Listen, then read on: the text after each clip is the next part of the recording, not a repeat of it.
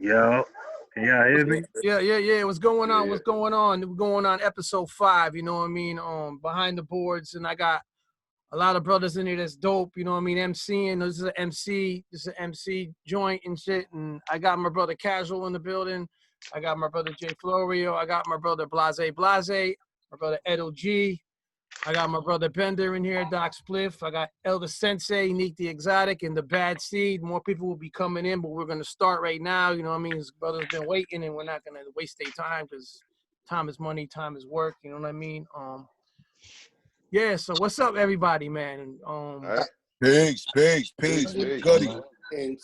Salute. What's good, fellas? Peace. I actually just watched the interview with Edo G and Elder Sensei on the Instagram. That shit was dope, man. I watched that shit. That shit was dope. Peace. See, you guys have seen each other recently. Thank you. But yeah, and I see Edo. I mean, speaking of that, Edo, you do something every Wednesday. You want to like talk about that before we go on? Yeah, man. I just been, since the confinement. I did a battle against Benzino, battled Boston, and crushed his ass. Ah, shit. On an Instagram battle, and it was fun. It was all for fun, for love of the city, and we did that. And then I just said, fuck it. I'm just, I've been wanting to do radio, kind of a radio interview show. I know a lot of artists, everybody mainly in the industry, so it's just really like me talking to my friends every Wednesday. I was supposed to just have Pete Rock on there this past Wednesday, but his ass fronted, but he will be on there this Wednesday. So we talked, everything is good. So I got Pete Rock on my IG Live. Nice. Tune in, y'all around. All right, yeah, so man, a lot of people still been doing stuff, haven't been seen in a minute. Like my brother Blahzay, what you been up to, man? I see. Yo, I just been in the studio, man. I've been in the studio. I've been recording. I just went internal. You know what I'm saying? Doing a lot of work in the studio, and like I had some parents that's elderly. You know what I'm saying? So I had some issues with them, but we got that taken care of. So that really kept me busy. You know what I mean? But most part, man, just setting up this new flame, man. Yeah, man. Casual. How do you get in there? I know. Right now, I got California, Massachusetts, Connecticut, and New York, New Jersey in the fucking building. You know what I mean? Like for real. In Australia, of course, and Connecticut. You know what I mean? But yeah, it's dope to see. Now you're out there. Hieroglyphics. Are y'all still working together, or what's going on with? Oh yeah, definitely. We ain't got together to do no recording on no music. Everybody been working on solo projects, but it's still a family, it's still a thing. One thing we learned when we was young was to acquire some assets that'll help keep the crew together, and so we own things together, and so that's one of the main, sources that keep us around. Well, yeah, we still doing it. All right. And we got L. I see you all the time doing stuff. You probably got like 6 projects that ain't even out yet. Am I right or wrong? Like 4. I mean, but they coming. But immediately though, me and Tame got a new Artifacts album coming, produced by Buck Wild entirely. Oh, that's dope. That's like a little like 360 right there, because we started off our career with Buck, and now we right back at it. We got 10 joints done. Only a couple of guests, but we just felt like we might as well just do the record on as our first record, like 20-something years. It was about due. We didn't want to just oversaturate it with a bunch of guests. Not having a lot of money helped that too. So we just did it on our own and kept it with Buck so much to just present it in that way. All right. Bad Seed, I just been hearing about you. My brothers in here have been talking about you. You're from Brooklyn? Yes, sir. Can y'all hear me? Yeah. All right. Good. So yes, but Yeah. I've been around for a little while, a couple minutes. All right. And What part of Brooklyn you from? I was born in Marcy.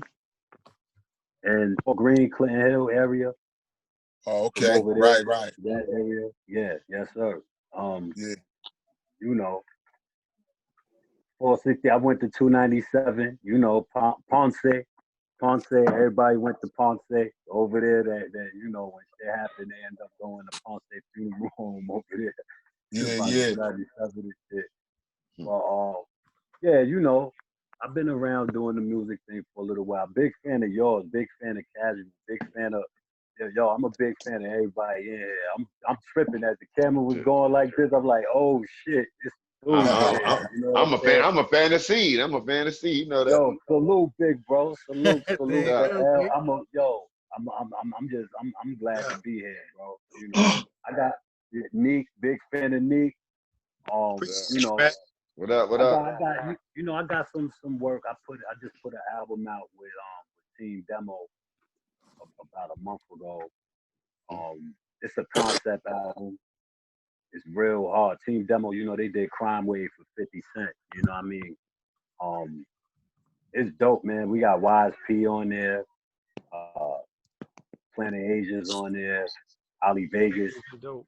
And then like 3 weeks after that, we dropped another EP. I dropped the EP with a producer named Rack Real. It's called The Smoke. It's out right now. Napoleon the Legend's on there. I got some more work with Knots coming. Knots is dope. Yeah, you know, we put out an album 2 years ago together. You know, No Way in Hell. Crazy. We hadn't, you know, that was the first time we linked up in a long time. Like we had For the Kids and back in 2000. You know what I'm saying? We had worked together in dumb long, and we just was like, yo, let's do an album. So that's how that came. And you know, I'm really into concept albums. So also I would like y'all to check out. It's called The Return of Biggs and Wayne. My man Naps and Dreads from Florida. Yeah. That was dope. His personality, he's real calm and cool like Biggs, and me, I'm a high head. I'm more react, like Wayne. So basically, what we did, like y'all remember the game Scarface or PS2? Remember that? Remember how that game was that they picked it up from the end of the movie, basically. And Scarface shot his way up out the game. So now the rest of the game is you got to go try to get Sosa. So that's how we did the album. So the end of Shotters ain't really fuck that. Like we shot our way up out of there. So now we trying to kill Teddy, the whole album. It's crazy. The real Teddy Buckshot's on it. You know what I'm saying? Before he passed, that was one of his last projects he did.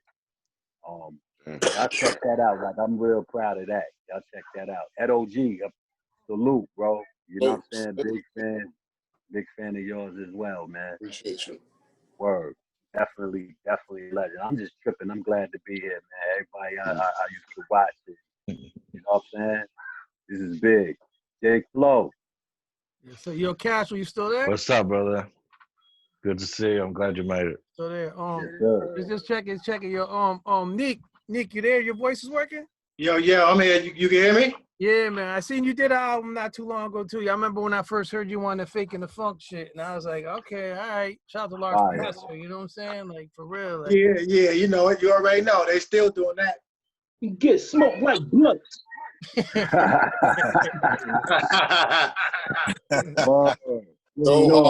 What up, Lord? What up, Lord? What up, King? Been a minute, baby. Everything nice, man. Good to see you, baby. Word up. Word. For real. The art of Emceeing and shit. Like, you guys, how do you feel about the art of Emceeing today? Like, I mean, anybody can speak up first. You know what I'm saying? About like compared to like. Shit. The art of Emceeing is dope to me. You know what I mean? If you can still do it, you know what I mean. You got a lot of, you got the young cats. I listen to the young cats and all that. Of course, a lot of them ain't really saying shit, but some of them are. And the cats from our generation, I stay glued to them. A lot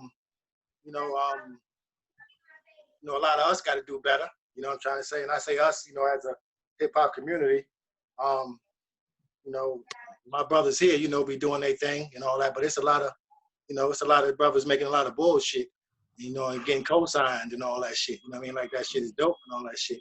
So, you know, I don't like that. But you know, other than that, you know, the state of hip hop is dope. You know what I'm trying to say? Because we still here and we still making that shit. You know what I mean?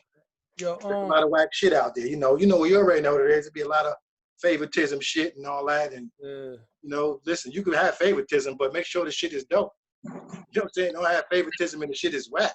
You know what I'm trying to say? So, you know, that's my only thing. You know what I mean? Edo. Yeah. Is it gonna be another Special Teams album? Like I'm just like. Yeah, we're gonna work on the me and Jay been building on a new Special Teams joint. We've been talking about it, so we just got back into the rhythm of that. Yeah, that's coming. For me, as far as Emceein and all of that goes, man, you know, I just think that part of it, the art of it, you know, is not in mainstream hip hop, of course, you know, not like it was, you know what I'm saying? There's some cats that's spitting, but mainly overall, I don't think there's, you know, the real MCs are in the underground. It's a few, you know, above J. Cole's, you know, I would say they got bars, but not too many of the new cats, man. And you know, that's how I feel about that. I would say just the whole practice of it, like how we came up. I don't think about it in that way anymore. No matter how much hope I maybe had for a lot of cats, to think that, you know, more or less the new, because I don't, you know, we all know. You know, we all made records, and we were prepped in a way to make records because we were taught by records that we heard already, and just knowing having a certain formula. And these dudes today don't practice in the same way we did in that form of MCing, where like you trying to excite a motherfucker when you writing the shit, or just somebody could tell like, yo, this motherfucker's like real technical MC. You be in a certain category for us as an MC, whether you hardcore, whether you spitting, whether you freestyling, but it's like today that shit is like no, you know what I'm saying? Like it's not a form of what they feel they need to do, like, because they feel like, yo, the hard part of this shit already is making money. Like they feel like they already doing that, so why the fuck do I gotta practice all that shit y'all trying to do? Because, you know, we take pride in that, and they don't get that shit. They still they think we mad at them. We're mad because you don't do it in the form of practicing in a way of MC and what we know. Yo, I think that, man, on the art of MCing, I think that everything parallels the conscience of the people. You know what I'm saying? I think that the conscience of where we was at, I think that the MCs, the new records that came out, was on time. You know what I'm saying? I just think that's where we was at mentally. It takes a shifting of consciousness to get back to that real hip hop. You know, we created the music in the 90s because that was the shit. That's how the hood was real. It was real like that. Now you don't have the real, the background is not there. So, you know, from what's going on and the way cats is, the way society is, I think it parallel. I think the MCs parallel to what they was going through, you know what I mean? And what was going on. Yep. Now that's why when you go into countries like Colombia, right? They got graffiti on the wall, they're going through hard times. You see them playing that boom bap because it parallels, the music parallels to what they're going through. You know what I'm saying? And when you hear in the States, you don't have that. You don't have that essence. So the music is going to reflect that. You know what, just to add on to you with that real quick, I just think, you know, our kids, because we are older now, we got, you know, I got kids that's in their late 20s, and, you know, my youngest is 19. The kids that we have raised, they ain't street kids. So all the music is reflecting some house shit, some portraying what they want to really be, that they see type of thing. You know what I'm saying? this whole generation is totally different. Of course, you got cats that's in the streets, but I mean, you know, most of us They ain't in the street. They ain't in the streets. Yeah, most level-headed cats done took their kids out that street shit. You know what I'm saying? To the club. That's in their lives. You know what I'm saying? That's doing their thing. So I mean, you see that on them reality shows with them kids. You like they all from the suburbs, so you more or less see the reflection of that compared to say if when we first started and they was filming us with our kids, that should have been hectic because we was trying to get it back then. And they was filming us with our moms. Words be like, Yeah, they would have showed us doing a little bit of everything. Like, well, this ain't part of the game. Crazy. What up, D-Stroy? Shout out to D-Stroy coming up in here. Shout out to the Arsenal. What up, sluts of America? What's going on, man? You see that you just, Jim, I see you be doing your Instagram too, where you can you explain it?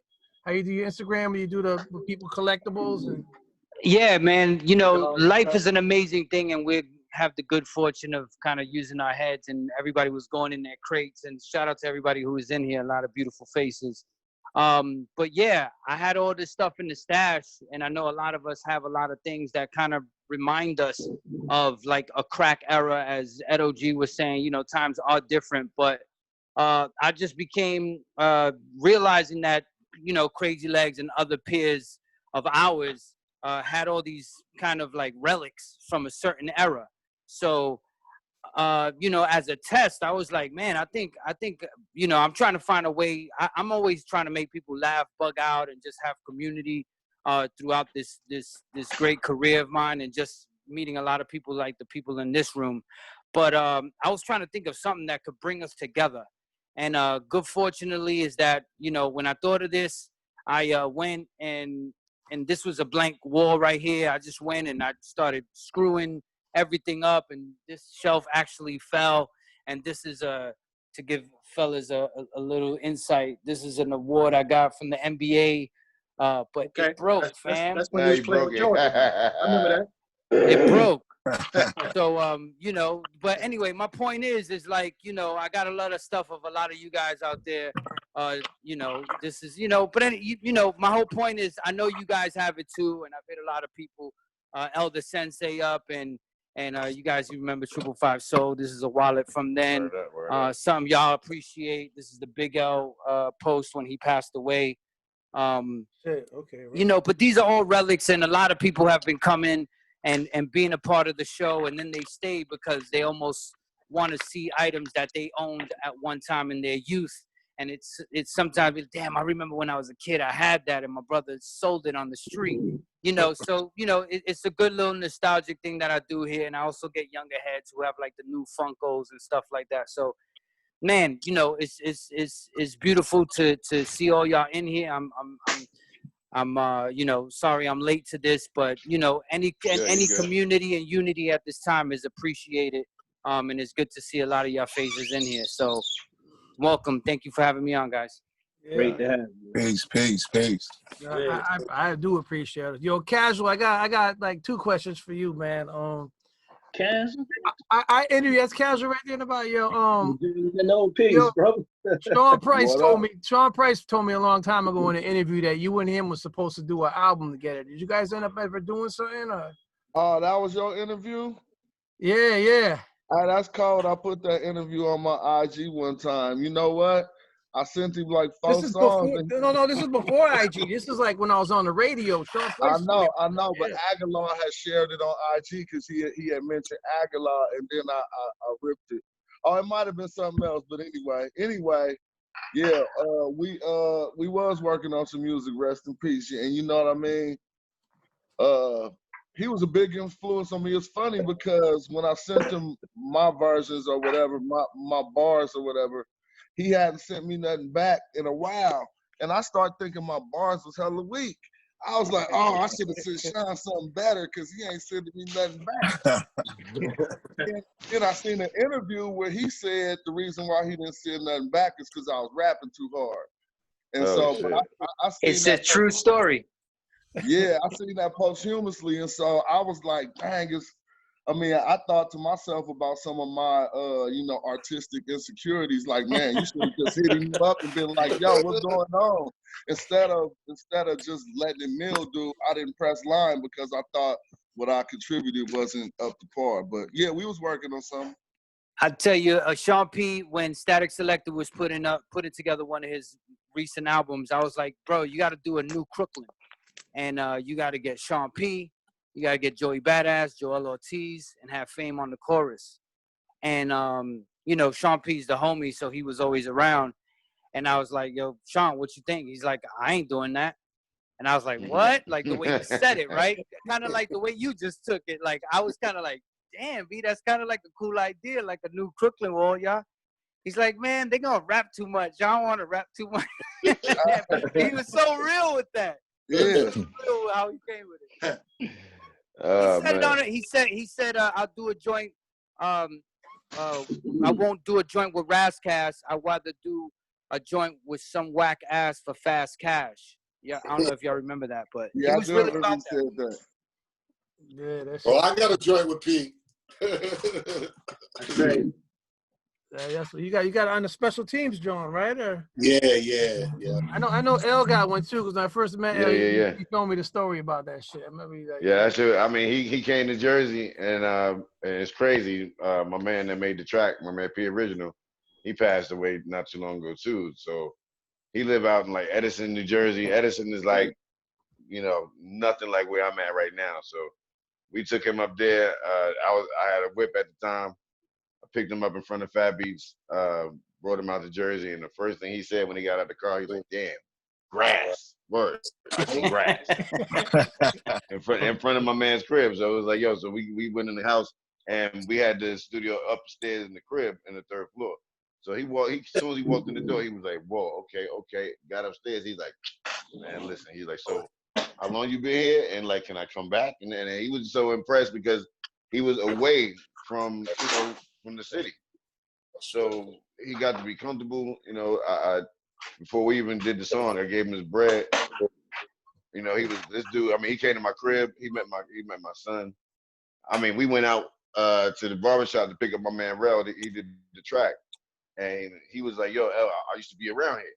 I said, "Around here?" He said, "Yeah, I know people around here." I was like, you don't know nobody from my hood, bro. I know you don't know nobody around here. Yo, we was like 5 minutes in the barbershop. Next, you know, yo, Sean. I'm like, oh my God, like he really do know somebody around here. So it was weird for me because I'm like, you know. My man was just, you know, I had to remember that he's a regular dude. He's funny as hell too. But that song was like, for me, from the time I met him, I just always told him, I was like, we're gonna do a joint together. It's never gonna be on some like, you know, worry about duck down shit. I was like, we're gonna just do the joint. I'm gonna pay you the money, and everything went according to. He's like, yo. Don't tell these dudes I'm about to do that. I'm like, nah, I know what's going on. I'm gonna give you the money. You know, they didn't like Drew High and all of them didn't like that he was doing all these features. I knew that. It became to a point when it was like all these European fans were like grabbing Sean P verses on the low, and it was like, oh God. Hey, it's hard to tell a dude that's hot to not do that shit, man. Not you. You're elder Sensei. Not me. Not me. I'm talking about Sean. It's hard to. It was hard to tell him not to do that when he got everybody left and right actually taking the price that he wanted. He's like, no, I'm doing that. Why not? I don't know who's here, like as far as like who's outside of everybody that I'm seeing, because I respect all of y'all, but I do like the kind of exclusivity in the sense of like if we could divulge real conversation, things we could potentially learn from or just find entertaining because it's so behind the wall to a curtain. So, you know, I know who's here, but I don't know if there's like some extra people viewing, but I don't like, I know I gotta be live. This is not live. I just want to talk real with it. Go ahead. Yep. But but you know, that's why I'll say something like about Sean P, who was a great human being, and you know, definitely a loss, and just man, I mean, I know you doing the interview, bro, but I just want to ask. Talk. Let people talk. Y'all talk. Go ahead. So, like, you know, we're going through what we're going through, and you know, first and foremost, have you guys on a human level had any like anxiety or anxiousness, and how y'all dealt with that? I'm Not asking necessarily. from my point of, like, seriously. I'll let somebody else take the floor. No, I'm good. You know, I'm gonna be honest. Like, you know, what we going through, we all know it's crazy. You know what I mean? And we all got to deal with it. But I ain't been really having no anxiety at all, man. You know, it actually helped me more. You know what I'm saying? And I ain't trying to be funny or nothing, but you know, when you do years and years of prison time, you know, being locked down for 4, 5, 6 months, Yeah. then they could do that on his goddamn finger. You know what I mean? So it just gave me a chance to think and give me a chance to plan. You know, at first it was a little like, okay, damn, do we really got to stay in like this? And when I realized it was like that, you know, I adjusted to it. You know, I'm trying to say, me personally, I do everything I need to do right from the crib. Of course, I don't like the way it is, and none of us do, but it is what it is right now. So I kind of adjusted. I had anxiety. My anxiety was, I knew it was bullshit. So I was like real excited, couldn't wait for it to get cleaned the fuck up, man. It was crazy. So, you know, I kind of like, I was able to see what's behind the curtain early. So I was just waiting for everybody to catch on to it. So that was that built a little anxiety. Yeah. Anyone else? Yeah, me, shit. You know, early on when it first came, I was kind of like, you know, I didn't really know what was gonna happen, you know, like all of us. And then when all of the people started dying and like, you know, in droves, I just kind of had a breakdown moment. And you know, I was fucked up for a minute, just like, you know, damn, this shit is really real. Like, people are really dying. The numbers, you know, you see numbers on a screen, but when you really realize that that's like human life, you know, it fucked me up for a minute. And I got asthma too, so I'm high risk. You know, it's like a lot of black people with, you know, pre-existing conditions. So I had a little anxiety, and then, you know, I'm cool. I don't mind being in the crib because I travel a lot. So when I'm home, I'm really home anyways. So, but other than that, Well, go ahead. I appreciate that. So as Neek is familiar with the school, I ain't get so to say nothing. Yeah, Al, you say something seriously, because I know I you. know, I know you've been on it, and you actually make me feel positive because your posts are pertaining to like your connection with the fans, you know, and you still kind of staying active and keeping your brain moving. Yeah, and I would say on that note, I was more or less like always at the end of the year, I'm thinking like, okay, if we even completed a tour or some shit like that, I'm like, okay, what the hell? What happened for January, February, March? Boom, boom. Okay, so in that thought, I'm just okay. Set up this. Did one show in February with me and Sadat, and I was like hearing about this shit more and more. And once it got into March, that shit was on fire. I knew people that was dying, and I'm like, damn, you know, it's people, family members, and like you say, you see them numbers, and I was like, okay, now I'm looking at it overseas, and I'm like, well, okay, that's where the money at. Right. So it wasn't a sense of anxiety, but a sense of like, you know, I knew it was real just when you see the numbers growing like that. I'm like, okay, now is plan B. And plan B is always sell merch and try to stay as busy as you can. But then even when that is happening, you got to look at everybody else probably not having no bread or even thinking of wanting to buy anything. So Right. I let March go by. April got into it, and I kept getting these stupid ass ads, and Ralph, he's still selling shit, and eBay sending me updates, and Amazon sending me shit to buy. I'm like, you know what? Let me get on this damn merch shit again, because people got money. I see what's going on. So Yeah, that's smart. That's smart. So I was just more or less like, instead of feeling we can't do nothing about the part to leave and do shows, but it was just more or less to say, like, in a survival mode tactic way, to say like, okay, how can I maneuver around this without losing faith in what you're doing, because this is what we do to make bread. And this is not just us. This is not just us, man. This is like everybody, entertainment-wise, that has to stand in front of a crowd to either tell a joke, to sing a song, to rap, MC, whatever, DJ. This shit gotta get intact and straight before we do any of this shit. Because even right now, you look at TV, everybody outside, and it's still shit out there, bro. Well, you know Yeah. what? I seen the same things you seen, and a lot of us noticed it too, because we in touch with each other's consciousness through these new platforms. And Right. so you can look at IG like right when it hit, and you can see rappers was kind of getting like scared because everybody's shows was getting canceled. Word You know up. what I'm saying? But nobody came out their face and just was like, "Yo, check it out. This is what we're facing." You know what I'm saying? Instead, I just kind of seen it a brewing, and then we all got hit with that harsh reality. And so when we speak on the anxiety or whatever, it started to develop, you know what I'm saying? But it did not, it just blocked my creative space, because I was in a Yeah. real good creative space for a moment. Just about to and drop shit, right? yeah, I got into it too during the quarantine, but I started to think about the problem that we were all facing as a community, first of all, as a hip hop community, and us being independent artists, families, fathers who got to support people, and one of our main income streams is getting cut off.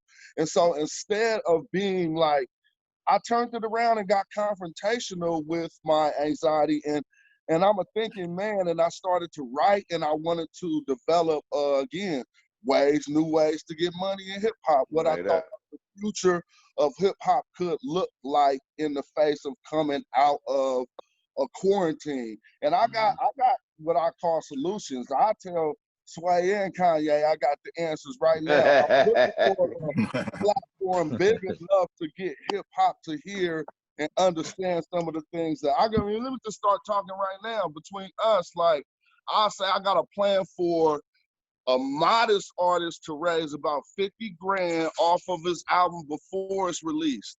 And a relatively established artist could be getting, I don't even want to say these numbers because, let me just talk about it, if y'all don't mind. Nah, Go go for ahead, it. man. Solutions are a great thing. Negative people have that's a great thing. So well, one thing again, my focus is on knowing the money. Big head sign. Oh, I ain't gonna go outside. It's too loud. It's knowing how we allow all of this money to flow over our heads in the industry and let other people build generational wealth off of our intellectual property. And so one of the things, let's just think about streaming, for instance. We all know it's a farce. We all know they're ripping us off, but do we all know how it works? Basically, they calculate that no matter what their streaming company's gross revenue is, all artists in the world who made them generate that revenue split 10%. We split 10% of all the money that they accumulate, any streaming service. That means from the biggest artist to the smallest. And that's all automatically ridiculous, because if they didn't have the music and the content, they would have no function. A streaming service doesn't exist without the intellectual property we provide. And so that's just one. I'm just saying, just an example of all this. That 90% ain't nobody thinking of a way to at least get 20 or 30% of that back. But well, you know what? If I appreciate that, and I think a great thing that a platform like this works with everybody that is in here is that our business, us individual sole proprietors who do this independently, we don't have a boardroom. We don't have where we can know what's right, what's wrong, what'll work, what wouldn't. We don't really have these opportunities to have conversations like this. And it's pretty interesting that we're having this conversation in such a way that Casual just put it. What makes it challenging is that there's not a lot of education and dignity in artists, right? And I'm not saying everyone, but some artists, like right now, TuneCore is one of those companies that didn't do anything to acknowledge the Blackout Tuesday or Black Lives Matter or George Floyd, right, on their social. And a lot of people had an issue with that. But I know that a lot of people are getting bread like that, so I can't see them being like, okay, I'm not gonna rock with TuneCore no more, because it's a very tough structure to work in to try to monetize your music. That's why when you look at someone like Elder Sensei having merchandise, I'm like, okay. I disagree with that though. Yeah, me too. Me too. So speak. I'll let El go first, and then I'll. No. Go ahead, Adam. Go ahead, Adam. Nah, I mean, the whole point is we have to get away from these platforms, guys. We have to use these platforms to direct people to where we are, whether it's a website, your own app, or whatever else you're doing. Right. Like, use the platform as a promotional tool. Dudes get caught up. A company like TuneCore, I'm not on TuneCore, so I don't know, but don't they charge you every time you upload? Yeah, they're like a distributor. I don't know if I know who they are. I know who they are. I'm saying the reason I never fuck with them because they charge too much and they don't do shit. It's a third party that gets you on iTunes and all other streaming platforms. You're 100% correct, and it's like that with all digital distributors. I want to ask all of us, why do we use them? Well, I ain't even using them. Actually, I don't. I don't use them no more. You know what I mean? I stopped kind of using them. I was using them for a while. I think a lot of times we use them because we be lazy. You know what I'm trying to say?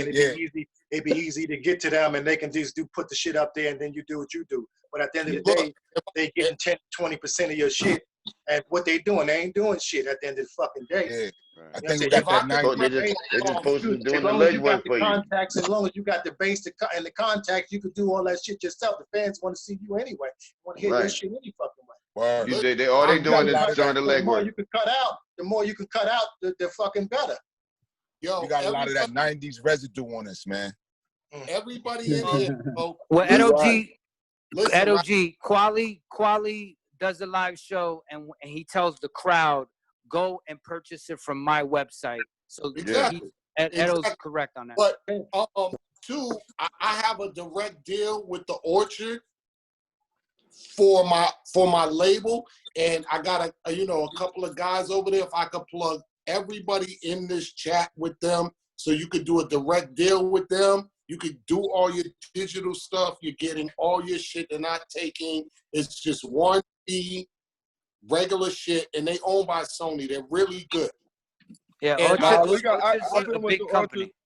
I've been with the Orchard for a while. The direct deal with Orchard, I'm saying, so I don't have to go through a third party. I deal direct with them. That's it. I upload all my shit through them, so it's not through a third party to go to them. But their distribution, correct? Yeah. They are distribution. But that's why, we can't expect these, like a company like TuneCore to go out and push our product when, what is this, the math? I think it's 8,000 songs a day get uploaded on that site. That's crazy, y'all. Yeah, that's why we got to kind of like pool our sources. Basically, that's our gross domestic product, our music, right? And we got to learn that that's what we contribute to this society. And if this go all the way to the George Floyd conversation, back to artists just having a paper. You know what I'm saying? If we realize that that's, for instance, we talking about companies that won't support the movement, so to speak, but we won't do nothing to force them to. For instance, like if Apple Music ain't said nothing, then why haven't we threatened Apple Music with a cease and desist of all our music that they currently running? We can all do that at once, and we can change the, I hate to say big statements, but think how bad that'd be if people went to their Apple Music and couldn't find no black music. Just word up. Fuck that, y'all not speaking up, so we cease and desist y'all license to play our music. Yeah, exactly. We have to get enough black artists on board. Right. Exactly, because this Zoom is just a blip. And the one thing is, sorry, Edo. No, I'm just saying, some people are making so much money that they don't give a fuck, basically. Oh, you know what? Not to cut you off, D-Stroy, I know you're coming back, but that's why I had to give some thought to, because we know black people, we know each other. I know myself, I'm not giving up a hustle unless you replace it with one that's damn near better. Because if mine running already, then I'm just not going to even listen to you. So the thought has to be given into how do we come up with a better way to generate money than the white man have. And I got it already. I'm telling y'all right now. Well, I'm ready to listen, man. We're gonna build after this because I definitely Yeah, need let's that build. info. And we can build right now as soon as we Your voice seems like it's far away for some reason. You guys, is the same for you guys and shit? Yeah, your audio. Yeah. All right, let me leave and come back. Here for Blahzay. Blahzay, when the East is in the house. What's goody? What's goody? Yes, This sir. is casual. Oh, you just showing mad parents. Because there's a comic, and then there's the Blahzay sticker. From back in the days. Yo, I see Nine was showing like they had this coloring book and they had all the artists in there and they had put them in there and shit. But I don't know who's in that shit, but they got where they, you know what I mean, for the kids. You know what I mean? Oh, this shit. one. That's it right there. Yeah. Your Nine's in that shit. You're telling me about that shit. Yeah. My audio still messed up? No, you sound better now. You good. sound better. I think it goes in and out or something. I just wanted you to be right when you was talking. I don't want you to sound like you. Go I ahead. appreciate that. I know I want to ask a quick question, and we just gonna talk. Like everybody know what a license is, right? Well, my idea is this: it's public albums, and then it might take a minute for me to explain this, but this is what this is going to do. It's going to offer your supporters an opportunity to create generational wealth. This is one opportunity we really don't have. You see, we got individualized wealth because we got some leaders who can generate all this money, but a greater portion of that album goes back to the entity that helped manifest that record. But we could change that by doing something what I call public albums, through giving out a series of what I call micro-mechanical licensing deals. Now, we all know what a licensing deal is. If somebody licenses your music, it's gonna be a big wig who comes and gets the greater, he gonna basically give you a licensing fee in order to exploit your music and then pay you back. That's what we do. If we still own our masters, we license our albums to companies. But instead of doing that, look, let's take a 10-song album, right? This is my template, a 10-song public album, meaning anybody can earn royalties or residuals by supporting this album in its inception, because it's only going to be we taking 50% of every song and making it public, right? Now check it out. The licensing fee on 1 point or 1% is whatever you determine. But let's take the most modest artist in the world, a brand new person. He says $100 for 1 point on one song that he's about to do. He's only giving up half the song to the public.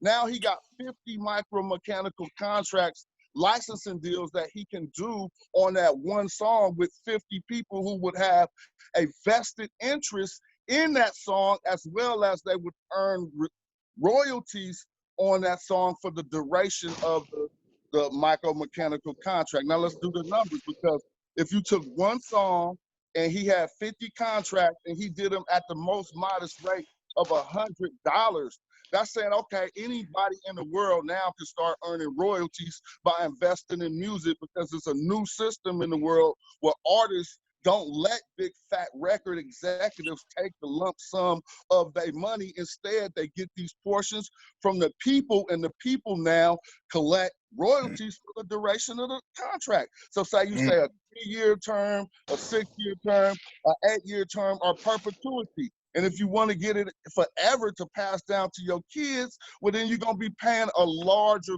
licensing fee to the artist upon the initial payment. So now, I'm about to close this up and then get your comments, but real quick, because that was one song. But if you do this with a 10-song album, you got 500 micro-mechanical licensing agreements that you can do with people. That's 500 people with a vested interest in the success of that project.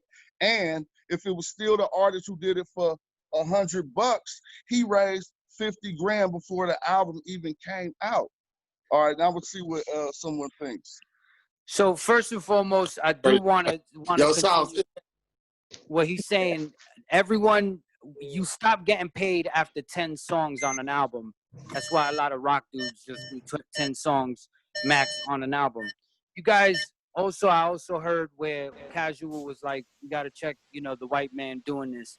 But we also have to be mindful that in 2020, it's more than white people trying to snake people. You know what I mean? Yeah. So we also have to be mindful of that. And always remember, this was built on Sylvia Robinson's scheme on Grandmaster Kaz for what she did. So we always got to remember that. You definitely right. You definitely right. Word. Next thing is, you remember Swizz Beats 2 weeks ago said he wants to try to raise to give $1 million for every OG started this whole thing? Yeah. I had this conversation with Grandmaster Kaz, and that became a little craziness. To try to, what I love about what Kaz was saying is that, bro, your concept is great in a world where artists aren't disciplined. There's a lot of thirsty people here. There's a lot of opportunists here. There's a lot of dudes who do extra, who will do anything. It's like DJing. Y'all remember, like Tony told me Tony would get paid a certain amount, and then another DJ will get less, and he'll play a cowbell, and you know, then that takes Tony Touch out of a job. So it's like Elder Sensei says, Europe is a great market for us, but then it's tough when you get another artist who's willing to do something for less. So if we are in a unit, as Casual said, which is tough, because you got to be able to teach this philosophy to artists. And man, I admire it. But I remember when we were trying to do health insurance for rappers, man, and that was a headache about 10 years ago. But now you got. I wish I would have known that shit. I hear what you're saying, but for me, I think the difference is knowing that you're gonna get more money than any label would give you for your recording if you ran this system. I laid out a whole system, and so I would need somebody to play devil's advocate and say what exactly would prevent something like that from happening. Because I could play the good advocate and say, suppose an artist like Jay-Z came on his gram and just said this right now. If you, yo, my next album for 1%, you tell me you buy in at this amount. You can get 20 grand for 1 point, because I'm pretty sure he can show you songs that made over $1 million. You know what I'm saying? And everyone earning royalties would make an earning on their money. But imagine in your own brain, what if one of these big artists really said that? How fast would I be running to the bank to try to own a percentage of, and then what would happen for them? They would raise, let's just say it was an artist who could charge 20 grand for 1 point, 20 times 50, that's $1 million a song. Right. Up front before you dropped it. And then everybody, okay, you make hits. If you $1 million artist, then this is a way you can get your million up front. On top, yeah, because they know you're good for it. Hey, Edo G, have you sold direct to fans outside of Orchard? Of course. We do vinyl, you know, CDs, cassettes, all mediums, man. Yeah, because I know a lot of people have done it. It's just looking at of course, we're in a bugged out time where you can't really gauge it, but to try to monetize it so that everyone in this room could kind of like understand of, you know, I noticed John Robinson's here. Sai, are you using TuneCore or anything like that to use music, or how are you? For a very long time I was using AWOL, who's from they're by Cobalt. They're out of the UK. This AWOL stands for Artists Without a Label. But now I'm using a combination of DistroKid and United Masters. Okay. And I think if it works out, it's like $12, right? What's $12? The TuneCore, to post the album on there. Because I Yeah, remember, you know what? I stopped TuneCore. This is why. Like TuneCore, I had at one point like 20 albums, 20 releases on TuneCore, and this was early on. That shit was like $35 to $50 a year per album. Yeah. And when that first year, second year came around, it was just too crazy. Yeah, them spots, all them TuneCores and CD babies and all them shit, all them companies be bullshit. And I was traveling in the UK, and like I learned about AWOL. They were talking, they were like, yo, we take 8%, but we don't charge anything for unlimited releases. And at the time, that was a great deal. 8%. I was like, oh, let's do this. But then over the years, that shit's now at like 15% or 18%. They gotta make their money, man. That overhead. That shit up. So yeah. That's I'll a management. Salute, family. Salute, everybody out Skratch in the building, man. Respect. All right, what up? What up? Yeah, salute, man. Salute to everybody, man. Salute to everybody. What up? What up, Blah? Neek, I see. John Robinson, what up, my brother, man? Right now. Salute. Yeah, man. I mean, talk about the whole thing. I mean, going to the other part, just with the Floyd whole situation, man. Is all y'all good in y'all areas? If I can attach a nice positive story to what Edo was saying. Okay. Louis C.K., the stand-up comedian, y'all remember? He went and did selling his own stand-up on his own website. And he made, I think, like $2.5 million by selling the stream direct from his website. So that's dope. That's Edo, dope. you're right, and I think there's a that's why I'm. You gotta figure it out. The website thing is dope because that's doing real business, man. You know what I'm trying to say, like, and that's why I'm getting my website done right now. I got a website coming out right now because it brings the artist direct to you. You know what I'm saying? It brings everything directly to you. And it's business, man. It's real business. You want to be set up for business, you got to have all them different outlets, especially that's another way to cut out that fucking middleman. No doubt. Casual. Let me ask you this. How would you roll that plan out? Like, thank you, bro. He got it out right there. I mean, because I'm like, man, I just dropped bomb, and I'm saying, like, if ain't nobody. I hear you, guys. I hear you, guys. I'm gonna tell you like this. Look, I will waste this just to y'all in here. My crew about to make more money than Daylight did with their Kickstarter with this plan. Because if I rolled it out with hieroglyphics, because we known for doing like shit like that. And if we be like, look, in these days and ages, we about to change the industry, blah, blah, blah. Our next album is public. You can earn residuals off of it, and it's only 500 spots. How fast y'all think that's gonna go? They're gonna jump on, especially y'all fans. Real fast. Look, I got me and my guy named Insight. He's a Boston rapper, DJ, producer. It's incredible. Also, he's an app maker. So we got an album together. We've been working on an app for about like the last 4 years. Amazing. And what we trying to do with this is direct all our artists, same thing Casual is talking about, but give them a platform where they can really make money in this app. Because all of these platforms we on are nothing but apps, guys. True. They're all apps. So right? Ed, like on the app, how would they make money? Like when they we're trying to do one of our plans is to try to see how we can generate income a penny a play. That's one of our everybody. That right there is beating everybody. That's one of our main things. If we could stream, every stream could be a penny. Damn. We could all make way more money than we're making now. Because now we get a percentage of a penny. Even half the song, you're saying? The whole song don't got to play and it's still a penny? I'm saying, when a song gets streamed, our goal is when the song gets streamed in the app, you get a penny. Every 1 cent. Okay. So Edo, you're saying it's a streaming service? No, it's not a streaming service. It's actually an app for artists, for us, because we are artists. We're trying to do something that's going to be easier for all of us to make money.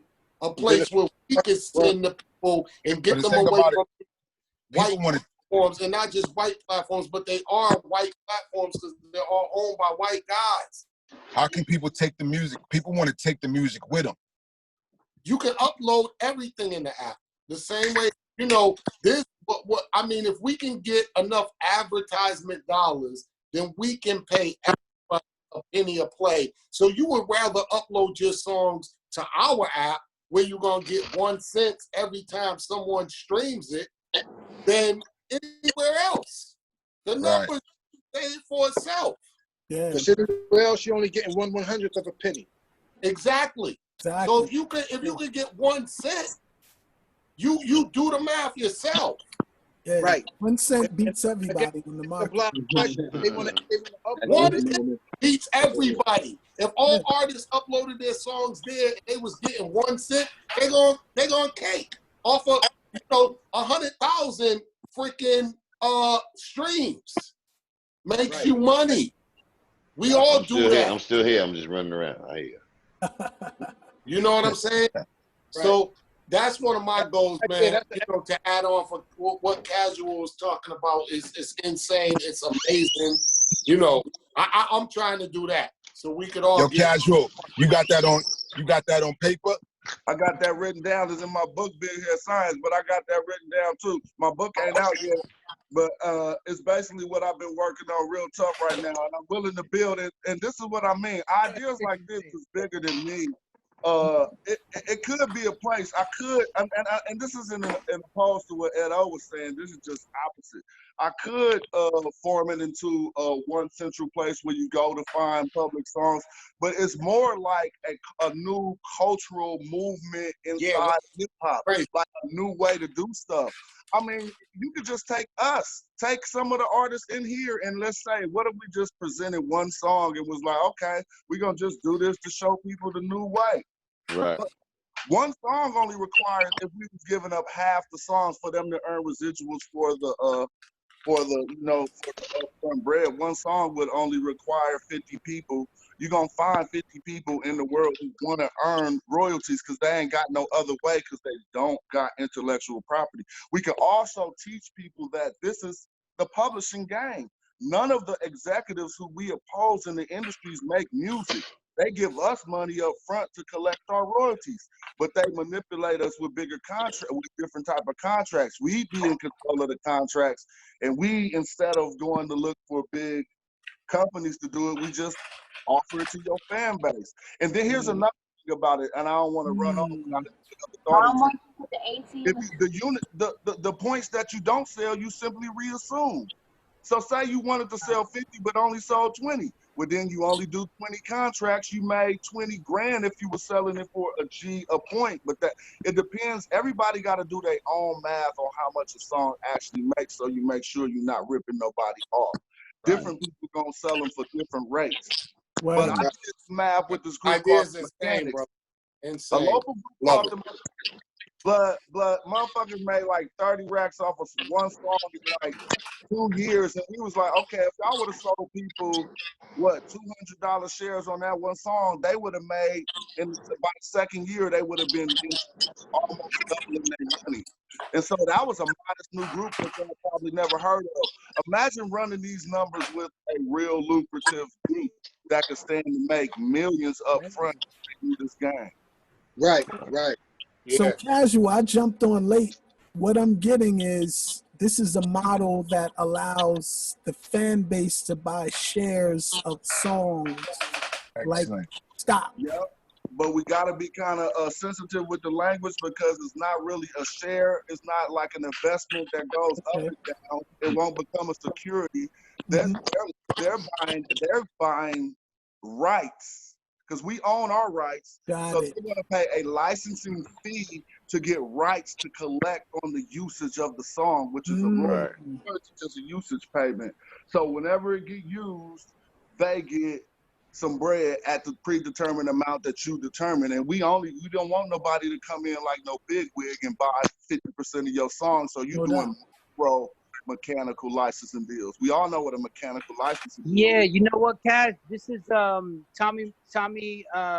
Silverman created something online right now for producers where they make it easier for you to sample their music. And it gives them the same ability as you're saying, and the artists kind of could set the price on how much they're willing to sell the sample for. So it's eliminating the lawyers that would go to a record label, find out who's the publisher, and he made a whole base. I forgot the name of it, but I know it's in the producer world. It's a thing like, let's say you sample somebody, you could automatically search for it. Go straight to them.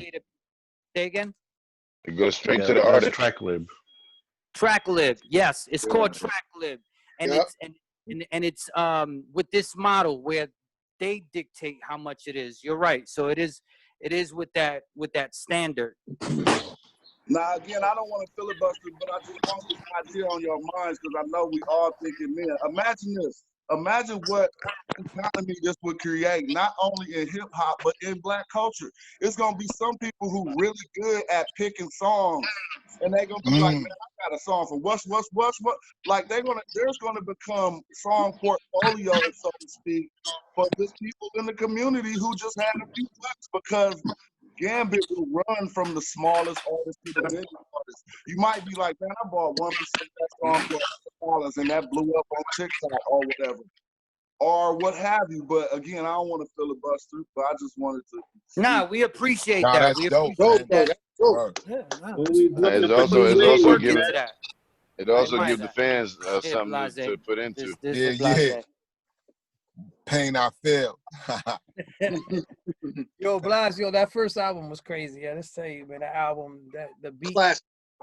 Yo, Do PFP, any of you guys, any of you guys were owned the masters now throughout all this time contractually, or what's the case with that? Like, and I'm asking everyone. So to let you know, we were on an independent old rock label and we had a 6-year deal. So now we own it, but you know, it wasn't like one of the biggest catalogs. But I always own my masters because I'm probably the only one on here that never had a record deal. So I always been independent. So that's dope, brother. Dope. you want to fuck with us, brother. That's good. That's good. So D-Stroy, you guys. So I guess after the 6 years, you own it. After them 6 years, that's what you're saying. Well, we broke up. Like I left the group a year into it. I created the group and then they sat me down and took me out the group. So I was like, all right, that's cool, But now I own it, so it's fine.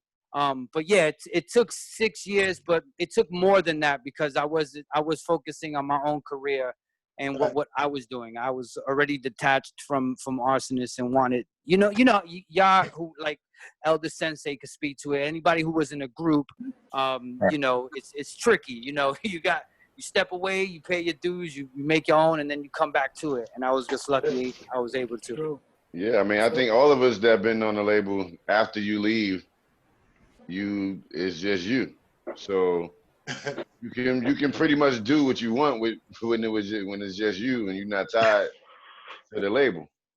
And that means and the one thing that I would say when me and Tame, when we got our deal, the one thing I wanted to make sure of, because I knew that there's a potential that we won't be on there forever, of course. I was like, well, in that case, if that happens, at least in this contract, I wanted to say that when we leave, we take our name with us because I don't want a situation where we can't take that. And that's who we are. Like Sugar Hill Gang.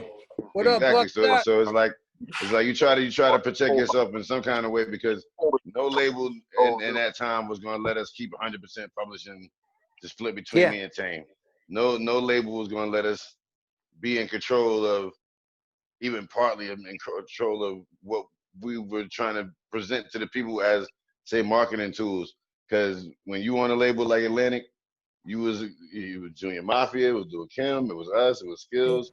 So you pretty much was in your own boat. So when you get off that ship, and you on your own to row your own boat, you can start understanding you yourself as being an independent artist for real because you in charge of everything. You in charge of everything. You in charge of every decision you make, whatever. Because a lot of people, artist-wise, won't know to say like how Ed, like I watched Ed go through many different labels. Landspeed. I came to Boston, and Ed was in the office. He saw me walking the door. We was both like, oh shit. So I was working there though. Exactly. And I I came up there just on some like, yo, I'm with my man Fusion and shit. But I understood then seeing all these things where artists was trying to establish themselves with what they learned from being on the label and how to treat themselves. Where it's like to say, now I got to be my own artist type shit, booking agent, manager, and you control that. So now you can manipulate it in a way to say, you can start looking at it as to get into licensing, and like Casual said, like the things that he's talking about are the things that we all need to think about in the way of saying like anything can happen. Like right now, not doing the physical part of the job we do, getting on stage. Now the intricacies of the business of taking care of yourself, where the inside money, that money's there and for the taking. But it's just a way. But it's just. We in the But it's office. just. We in Right. the It's office now. just a way of. And now you sitting there as your own boss to say, how can I dip into the money where you know the big head motherfuckers was getting? Now is your opportunity to say, in a sense of what Kaz was talking about, to say if you can't get on stage, if you can't physically do something, you want to at least know on this business side of the label and manipulating this digital shit, there's money there that we don't even know that's there unless we try and do these ways of ingenuity with this music. And you are. If you look at West Side Gun and what he did with Griselda, and they graduate, they Right. they What made up, some Brooklyn? money through merchandise. That's kind Yeah, of but what you're doing. right, and these are the things I'm saying where it's like you have to take it upon yourself to say, all right, if I'm gonna put out music, and Neek do this. You know what I'm saying? When you put out music, you put out a package. I got my digital shit straight. I got a CD. I got a vinyl. I got vinyl. So as an artist, you really got to say, I gotta cover all bases to even have these distribution companies either to take my shit, because it's now when you're doing it like that, it ain't the distribution company. Now it's you going to the store physically to say, I want you to take 20 of these records from me. I want you to take like 50 CDs, and this is through HHV. You got Fat Beats, you got Vinyl Digital, all these different like labels that will take it from you to say, there's no label to take it from. I'm getting it from you. So you in control of where your shit is going. Buckshot is in here. He just what's up, Buck? He just released What up? he just released his another Black Moon piece. You know, so that was very good. The whole point is also like how you been maintaining, Buck? You great? I'm good. I don't even know if you can hear me or not. Yeah, we hear you and see you. We hear you. Salute. What We up? love your hair. Yeah, man. Yeah, I'm just listening to everybody, man, and it's you know, it's a bigger picture going on. It's much to pick the always remember there's a concept that picture the picture is always smaller than the art through it. Always remember that. The picture is always smaller than the artist who drew it. It gotta be. When that makes sense, like it takes a big hand to draw the whole picture, right? For someone like you with an institution like Duck Down Records, I know, you know, we all respected the brand. Yeah. I mean, I will continue, but I don't know who's I don't know what's No, you if good. there's You any good. Go ahead. You good now. I don't want nobody no wife is getting snubbed. Nah, my bad. That was me. I forgot to hit mute. Go ahead. Okay. Salute, Jaysaun. Yeah, man. No, what I'm saying is that it's a bigger picture here, right? And you know, artists got to understand something. You know, the same way you got to do your history. Period. You got to do your history as an artist, man. You got to understand something, right? From the very, very, very beginning, okay? And not in a bad way. It got done this way. Listen, when it comes to business, a lot of things slip on and off the ethical scale, right? Which I totally understand. Because we look at it as ethics and they look at it as business. And you can put them two together in a slight way, but when it comes to business and when it comes to things that affect your personal life, there's a saying called business never personal, right? I didn't make that up, right? So my point is that where that comes from is, see, first understand the concept of how all of this is created, right? When you go back to Thomas Edison, right? Thomas Edison and my man and Mr. Jack Warner, right? Let me just use Harry Warner and Jack Warner as an example, right? There's others like Columbia and Zubak, who you know is on the Columbia side. The Universal, he's actually the head of the Universal system. And, I want right. I want people to understand that Hollywood was created by the Jews, right? Now, Hollywood was created by the Jews because over here, when they came over here to this country, right, from Germany, the Yiddish, who we call Jewish, those people, when they got here, it was treated like garbage, and you can still see that now because this ain't something I'm making up, bro. These are just the real facts of doing your knowledge, right? The Jews were treated like garbage, you know, and the Jews were sent to the hood first. They were sent to the ghetto. That word ghetto, all right, comes from them. You know, the word. If you look at the word slum, the word slum. That's not even American. So you definitely doing your thing with his story, but if you can, with the recent release, what did you do different from the previous one? I'm trying to show you something, right? When those Jews left the East Coast because of the it wasn't no money out here. It wasn't shit out here. It was nothing out here. And those Jews were being treated like garbage, right? So Thomas Edison was the one who created the cameras, right? The light bulb and all that shit. Thomas Edison was the owner of Paramount.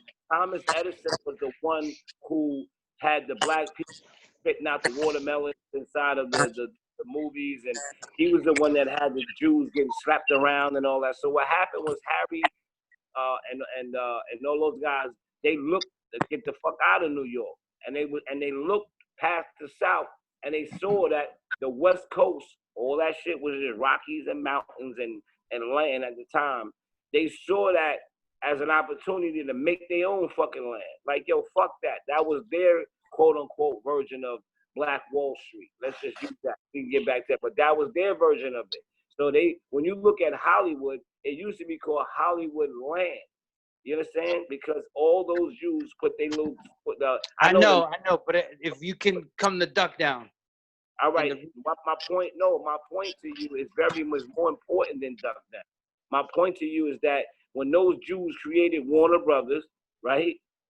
When those Jews created Columbia, right? When those Jews created those labels, who you think you on right now? When you go to Columbia Records, you think you on something different? When you go to Warner Brothers, who you think own Warner Brothers? All those other labels, Atlantic Records is still Warner Brothers. Columbia, all these labels is through these United Systems, and those systems was taught keep all the money and give the talent the minimum because they're just a talent. They're just a part of the vision.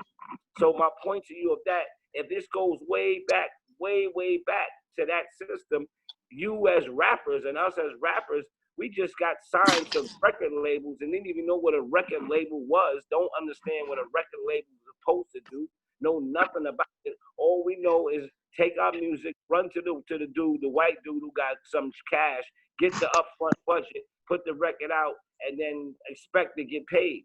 Half the niggas don't even read their contracts. The other half is like, this contract says fuck you, but I need a little bread to go back to the hood.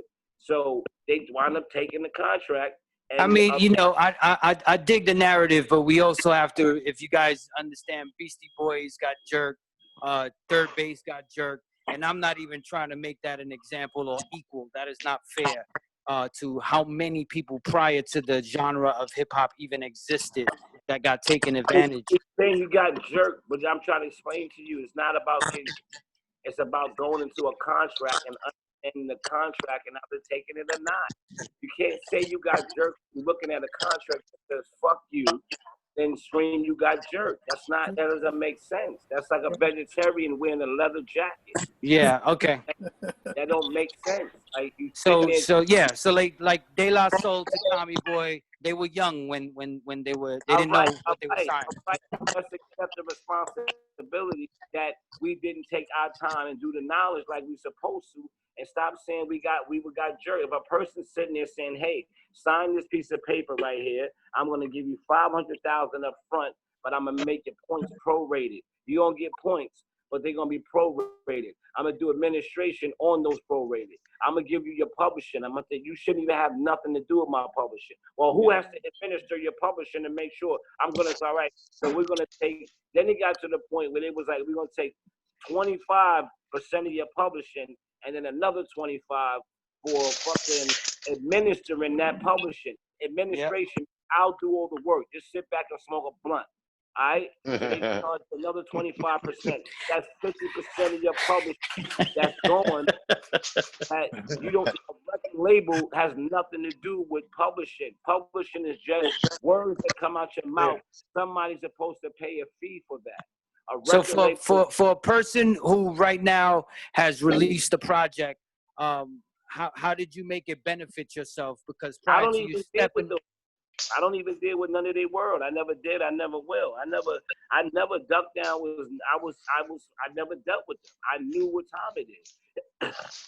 If a nigga gonna hand me a bomb and the string is extra long until it blow, why would I hold the bomb? Why would I hold the bomb knowing that at some point in time it's gonna explode? But just hold it in your hand and have a good time while it's sparkling. That don't make sense.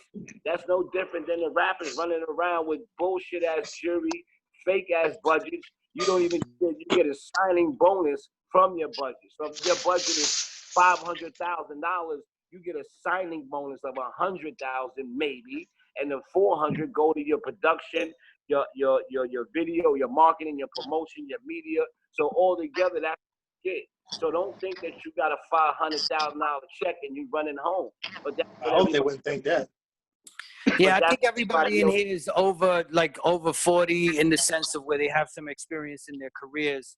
I think moving forward into 2021 and on. Moving forward to 2021, people don't understand. Don't understand that. They don't moving forward to 2020. Right now. It's like, all right, well, you think this is a joke. Like, people don't understand that every time it's about data. It's about data. Niggas is getting millions of fucking dollars behind the door with the data. I give a fuck about your posts. Your data's let me know what you like to post and when you like to post and what you like to post on and what type of. So I take all that data and I go get money off that. Like, to tell me you're going to get money off of your own merchandise, and that's fucking common sense. That shit don't deserve no goddamn glory. Listen, a record company was only supposed to get paid from the records, meaning the records that you make. You take your voice, you say, you put it on a piece of wax. That's a record. There was a company made to do now. After that, how would record companies even exist after that? But you know what, Buck? You're right though, Buck. Because but we. And when I say we, I mean as a generation as a whole, we let that type of shit happen. You know what I'm trying to say? Yeah. We let that type of shit happen. You know what I'm saying? We got with the peanuts, with the little bullshit peanuts that they was like, oh yeah, they comfortable already. So let's do all this other shit. It wasn't even about they being comfortable. They ain't even gonna recognize. And they even wasn't about they being comfortable. You know why? Because how you would rather take that done extra dirty like that. I did the knowledge to it. Like I got rocked a little bit too, but I did the knowledge to it. And ourselves, man. But you learned. But what I'm trying to say is when y'all came up though, it was different. See, a lot of artists came up at y'all time. They didn't do the knowledge. They didn't do the knowledge. You know, that's why a lot of niggas were signing them fucked up contracts back then. You know what I'm saying? Just so they can get on. I know, but Neek, with a lot of conflict of interests and a lot of niggas getting entertainment lawyers. Niggas getting entertainment lawyers. That's the same entertainment lawyers as the companies and shit like that. I've seen all that shit, my nigga.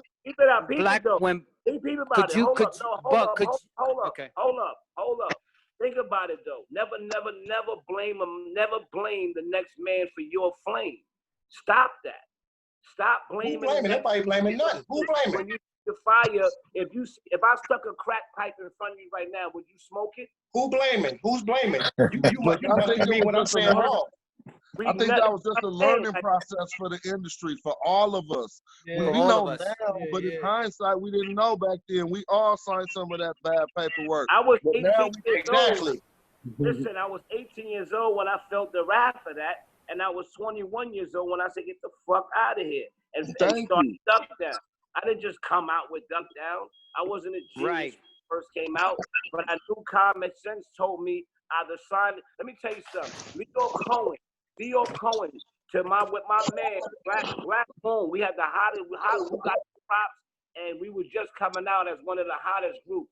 Leo Cohen, we had a meeting, me and Black Moon, Evil D, Buck, my man, Five, and my other man. We had a meet. Leo Cohen called us for a meeting, called me and said, fuck, come meet me for dinner. Rest in peace, Chris Lightly was right there. Leo Cohen offered me $1 million right there to run off with Def Jam. Like, yeah, I don't know about all that duck down shit, but I'm going to give you $1 million. I said, no, I have my own record label. You got to respect that, or I ain't fucking with you. I want my record label to be counted as a label. He said, we don't do that. He said, we can sign you, and then we can come back and check Smith & Wesson and all that other shit you got and help us scale, whatever the fuck. But right now, we only want Black Moon because they hot, and I got $1 million for you, and you can leave all that other shit behind and come with us. And I said, do me a favor, Leo. He said, what? I said, take that $1 million and shove it up your ass. And me and my homeboy, and we left the fucking meeting. Me and my man left the meeting. We left Chris Lighty, rest in peace, and Leo Cohen sitting there laughing and bugging out, going, what is wrong with him? And I said, ain't nothing wrong with me. It was a rainy day. And then five MC, Evil D, they contested it. It's not some real shit. He said, I'll give you $1 million. And this was after Nervous? This was right. This when I was signed to Nervous. This when he said, I'll give you your money. I was signed to Nervous. I was trying to get off fuck Nervous. So I was taking Nervous down at the same time for giving me a bullshit contract. But that's when I created Duck Down. I was like, fuck these niggas. And then I got the call from Leo saying, I'll give you $1 million. But do me a favor, put all that Duck Down shit as far as a label and all that other shit to the side. Just call it a production company and come with us, and we'll give you $1 million. I said, fuck you and your $1 million. Shove it up your ass. If you're not Buck, what digital platform you guys use for the recent Black Moon release? As far as right now, today? Yeah. There's a whole bunch of them. Like, damn near all of them. We don't, there's no one exclusive proprietary digital streaming site that we go through. It's like yeah, of course, but I'm asking like the main house, Orchard, TuneCore, CD Baby, you know. No, that's what I'm trying to explain to you. We go through all of them because with digital, when it comes to digital sales is publishing. People gotta understand something. Digital sales is publishing. That's he meant who your distributor. You wanted to know who's your distributor. That's not well, E1 is my distributor, but E1 right, is E1. Right. Yeah, E1 is media. You got to remember that. E1 is media. They're not a record. They do media. So we understand that publishing and streaming is the same thing. That's what we understand. When you do publishing, anytime somebody puts your voice on something and it's given out to the public and someone makes money off of that, that's called publishing. So every single time it ain't a record company. It ain't on. You're 100% correct. You're 100% correct. We just gotta explain the nuances. That's why, as MCs, we don't be knowing what you're talking about. This is how they got you. They get you every time because of our ignorance. A streaming company, right? Streaming company is basically a publishing company. For every 1,000 streams you get, they give you $1, right? It's not a record company. No one is listening to a record. They're listening to your voice being played over the air. When you go to Hot 97 and they play your voice, it's going over the air. That is publishing. You're It is right. the same system. So you can't treat it like it's any different. But that's what I'm saying. There's more than one revenue stream generated at that point, and that's what I was trying to say. You're 100% correct, but you're specifically talking about performance. Is generated, the revenue that's generated, right, is generated by the people who down the, how about this? You know what's fucked up is they don't even pay you per sale, right? They don't pay you per sale because people get charged $30, $40 a month to have access to any record they want. So you're getting paid on a streaming system, not a sales system. Yeah, but it's still like a stream is still a sale, though. It's just you're right that it's we get a fraction of a penny. I'll ask you a question. How could it be a sale when 1,000 or 2,000 streams only equate to 200 single sales? Because they came up with a formula using the federal government and everything. They came up with a formula that mandates each stream is only worth like 6/100th of a penny, but it's still considered a sale. See, we got two types of streaming platforms. We got interactive streaming platforms. So we got to talk about what type of streaming platform you're talking about. We got interactive streaming platforms and we got non-interactive streaming platforms. If you're brother, we only non-interactive streaming, if you're talking about, let me tell you something. Let me tell you something, brother. It's up to you, bro. Like I said, I don't do none of that shit. It's up to you if you want to define their company. It's up to you if you want to define their policy. No, that's not what I mean. It's two different revenue streams. That's what I mean, and this is where we get lost. Revenue streams sound fly and it sound cool, but it just means money for what you put for what you did. I'm saying, all right, well, it's two different checks, bruh. One is for mechanical licensing and one is for performance rights. You're talking about performance rights. That's like, and you're 100% correct. But where I say we get lost is not collecting on the other check, which is the mechanicals that are also generated. Because, all right, look, when something gets played or broadcasted, you're giving up two of your copyrights. One right is the right to broadcast, and that's the check you're talking about. But we're also talking about from interactive. Why would you give up your copyright when they did not write that? No, that's not what I'm saying. I'm saying all right, then you're supposed to compulsory license. All right, listen. If they did not write that, right, I'm not giving you the right. Listen, just hear me. Listen, brother, this is what I'm trying to explain to you. Like listen, you cannot fight for people, right, and policies that you don't understand, bro. You can't. It sounds fly. It sounds fly. No, I understand this stuff. Let me finish. And mechanical royalties but all that shit sounds fly. But when you understand their system, listen, and you understand how they're getting paid more, they're getting paid millions of dollars off of the data. Just taking the data that you're doing. That's a different point. That's a different point completely. You're not talking about publishing. You're talking about data now. Listen, what about publishing? Expound on publishing. Brother, anything you do that is worth money. Anything you do is worth money that comes from you. All right, so if you do not know how to streamline everything that you do that's worth money, then you're fighting for a policy that ain't yours. That's another point that's not on the subject. Someone like most of these companies out there, they peeped us. They peeped that I don't fuck with them, bro. But they peeped that we don't know this stuff and we attest to know this stuff. And then on top of that, Instagram is about to get rid of the music like Facebook did if they don't own the rights because they're not trying to pay out the way they would pay out publishing. I don't think we disagree. We don't disagree about nothing, bro. Just so we know, we're not disagreeing. I just was trying to talk about another check. In order to own your own, then you state your own. That was my point about the $1 million. In order to own your own, you state and let them know you own your own. You can't sit there and try to say, well, this, that, the third, and da-da-da-da-da. And then if you didn't make up a policy, right, you can't be better than the policy maker. How are you sitting there? What policy are you talking about in specific? I'm talking about mechanicals, man.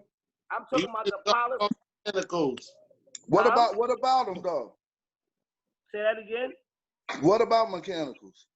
No, I'm saying you was talking about mechanicals. You were saying the difference between Exactly. I was right saying and exactly. There's a different check. Thank you, bro. So Ed want to know, break that down for Ed, the difference between the I public. know. I already know. He was saying that. He was saying what you were saying was about publishing. Yeah. You know what? I got a question. In regards to mechanicals, real quick, I know mechanicals mostly connected to CDs, vinyls, tapes, physical copies. How do mechanicals work in the digital space? Thank you. That's a great question.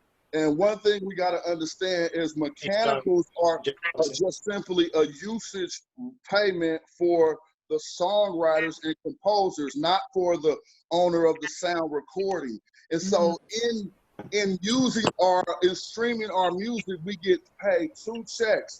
You can't get mechanicals without someone knowing who to give the mechanicals to. This is how it works. You're correct. You're 100% correct. All right, so let me ask you a question. What contract did you sign for your mechanical rights? So it goes like this. For those type of digital services, you use Harry Fox or music reports.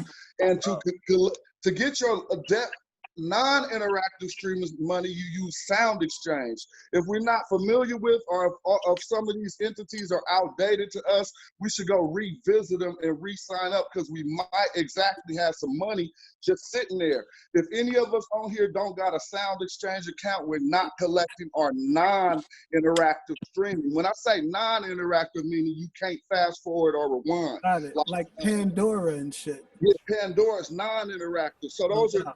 So now we talk about 2 different checks, and then the 2 different checks derived from those performance rights or copyrights. For instance, you get 2 checks from non-interactive and 2 checks from interactive. One of your checks go through your performance rights organization, your PRO, your BMI, your ASCAP, or your SAC or whatever, and the other check cannot be paid to the record company. So it has to go through Harry Fox, or a lot of us got publishing administrators when we give up the rights and give them a percentage of our bread when we should have just been signed up directly with Harry Fox or music reports. So anything I'm saying don't rival nothing you were saying. I was just talking about a whole nother check. I was saying you was 100% right on what you were saying. I was talking about another income stream. True. I thought he got cut off. I don't know his phone. I think we lost Buckshot. I hit him back. Changing on a little bit more lighthearted. How are you guys staying creative right now? Oh man, shit! I'm actually been writing and working on a new album.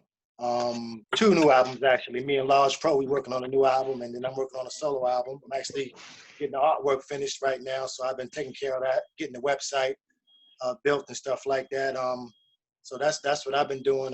Just getting busy and getting ready. For the new shit, man.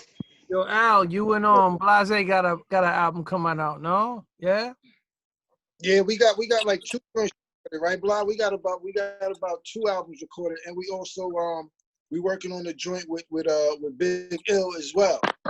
So right now I was actually gonna hit you up earlier, Blah. Well, I spoke to Blah earlier. In fact, we was on a conference call, but this other joint that might be appropriate for the client. I talked to Blah offline about it, but we might be releasing something real soon, man. That's appropriate for what's going on in the world right now. Yeah, man. That's what's up. No, but yo, that's it. Yo, the information y'all said and y'all keep saying is nobody has no idea about this shit. You know, because y'all brothers been in the situation, getting in it, and know what the fuck it is. A lot of dropped a lot of gems. A lot of people don't know that shit, even to this day. Like, you know what I mean? Like y'all was in there with this shit. Yeah, I mean, I had to learn it. I had to learn it though, because like I said, I'm probably the only one on here that never had a record deal. So what I did was I just learned. A record deal. So I just learned. I learned from actually reading books, right? Going to the business library in Manhattan and going there and reading about corporations, reading about labels, reading about publishing, all that kind of shit, and then seeing what Large Professor was going through, seeing what Mobb Deep was going through, seeing what a lot of cats that I was around was going through and the kind of contracts they was going, disputes that they was having and things like that. So that helped me a lot. You know what I'm trying to say? It helped me a lot, especially in this day and age right now. Yeah, Yo, I got a Contract, quick you supposed quick to thread them apart, man. Go ahead. for my brothers out there. Anybody out there still got the original contract when they was originally signed? I do. I just got it from Teddy. Yo, Ed, did you ever take a chance and read that shit and see how fucked up that shit was? Like, Oh man, of course, it's insane. That's what I was saying, Al. that shit was crazy. I still got mine. I was reading through it going, yo, see the ignorance of a young black man. We don't know the.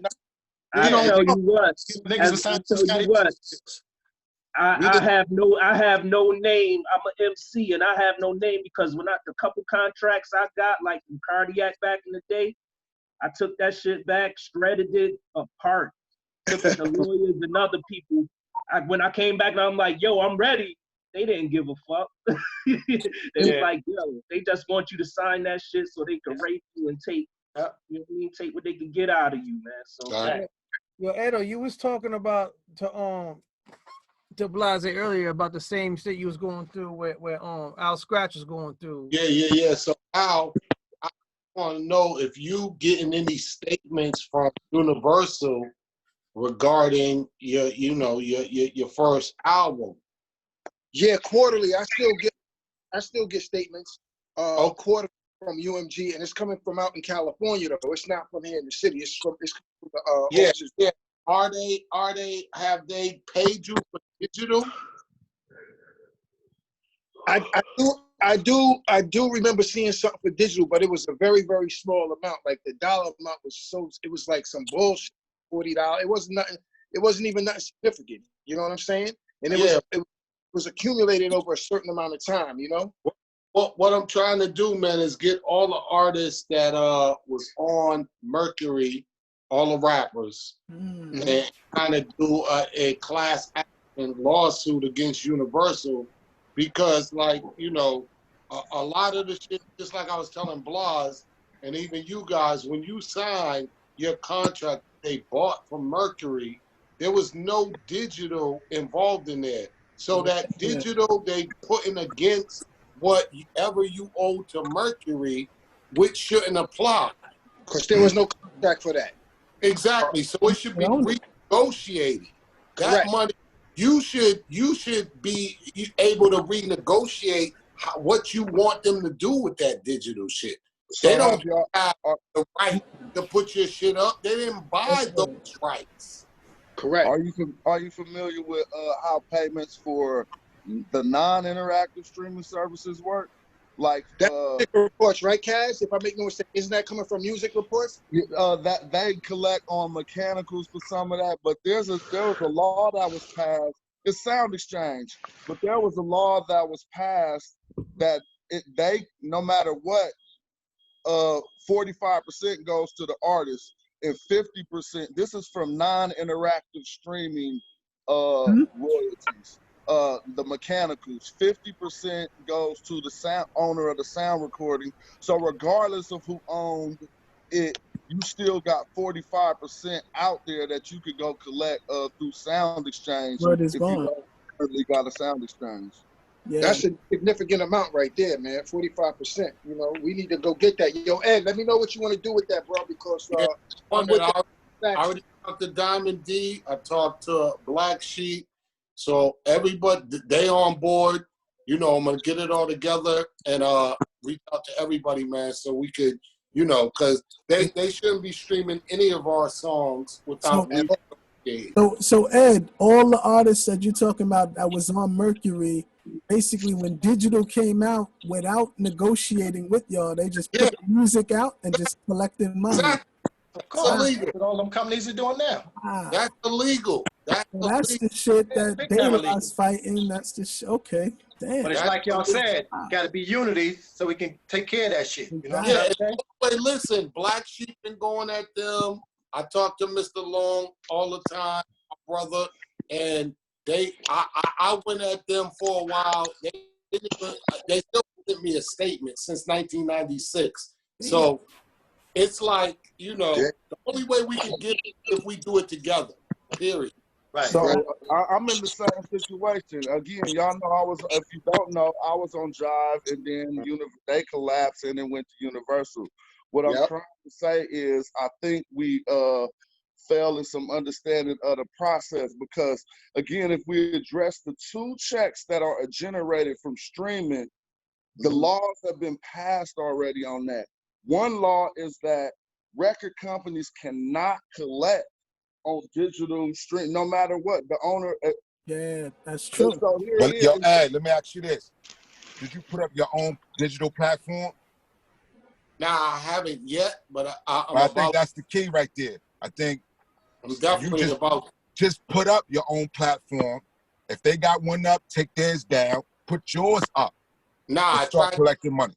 Universal is huge, brother, and the only way we could get. Nah, they not. Not with digital. They go through. Listen, hold on. They go through. Put something up. Trust me, Blahzay. If you put something up, you put up your first album on iTunes and all of the streaming platforms, they're gonna take it right down. They're gonna flag it instantly. Yeah. Do they still own the master to it? Yeah, they bought. Yeah, but they can't collect the check. Is what I'm trying to tell you. Nah, man. Yo, that's not true though, Ed. If you put yours up, man, you're gonna get that money. Just put it up and try it. It's illegal for them to collect that check. That's what I'm trying to say. Hey, Harry that's Fox honest, got that money. he's right. Yeah, Al, you know I was telling you that for a long time. Al, you know I was telling you that for a long time. Just put it up. Yeah, and let them come at you. I'm trying to tell y'all. Yeah, no doubt. I just tried to put up one of my songs, Love Comes and Goes, that Diamond produced, and it was flagged just 2 weeks ago. That's because you're not the owner of the sound recording, but they can't collect the mechanicals, bro. Trust me. No, I know they can't do that, but they stopped me from putting it up digitally.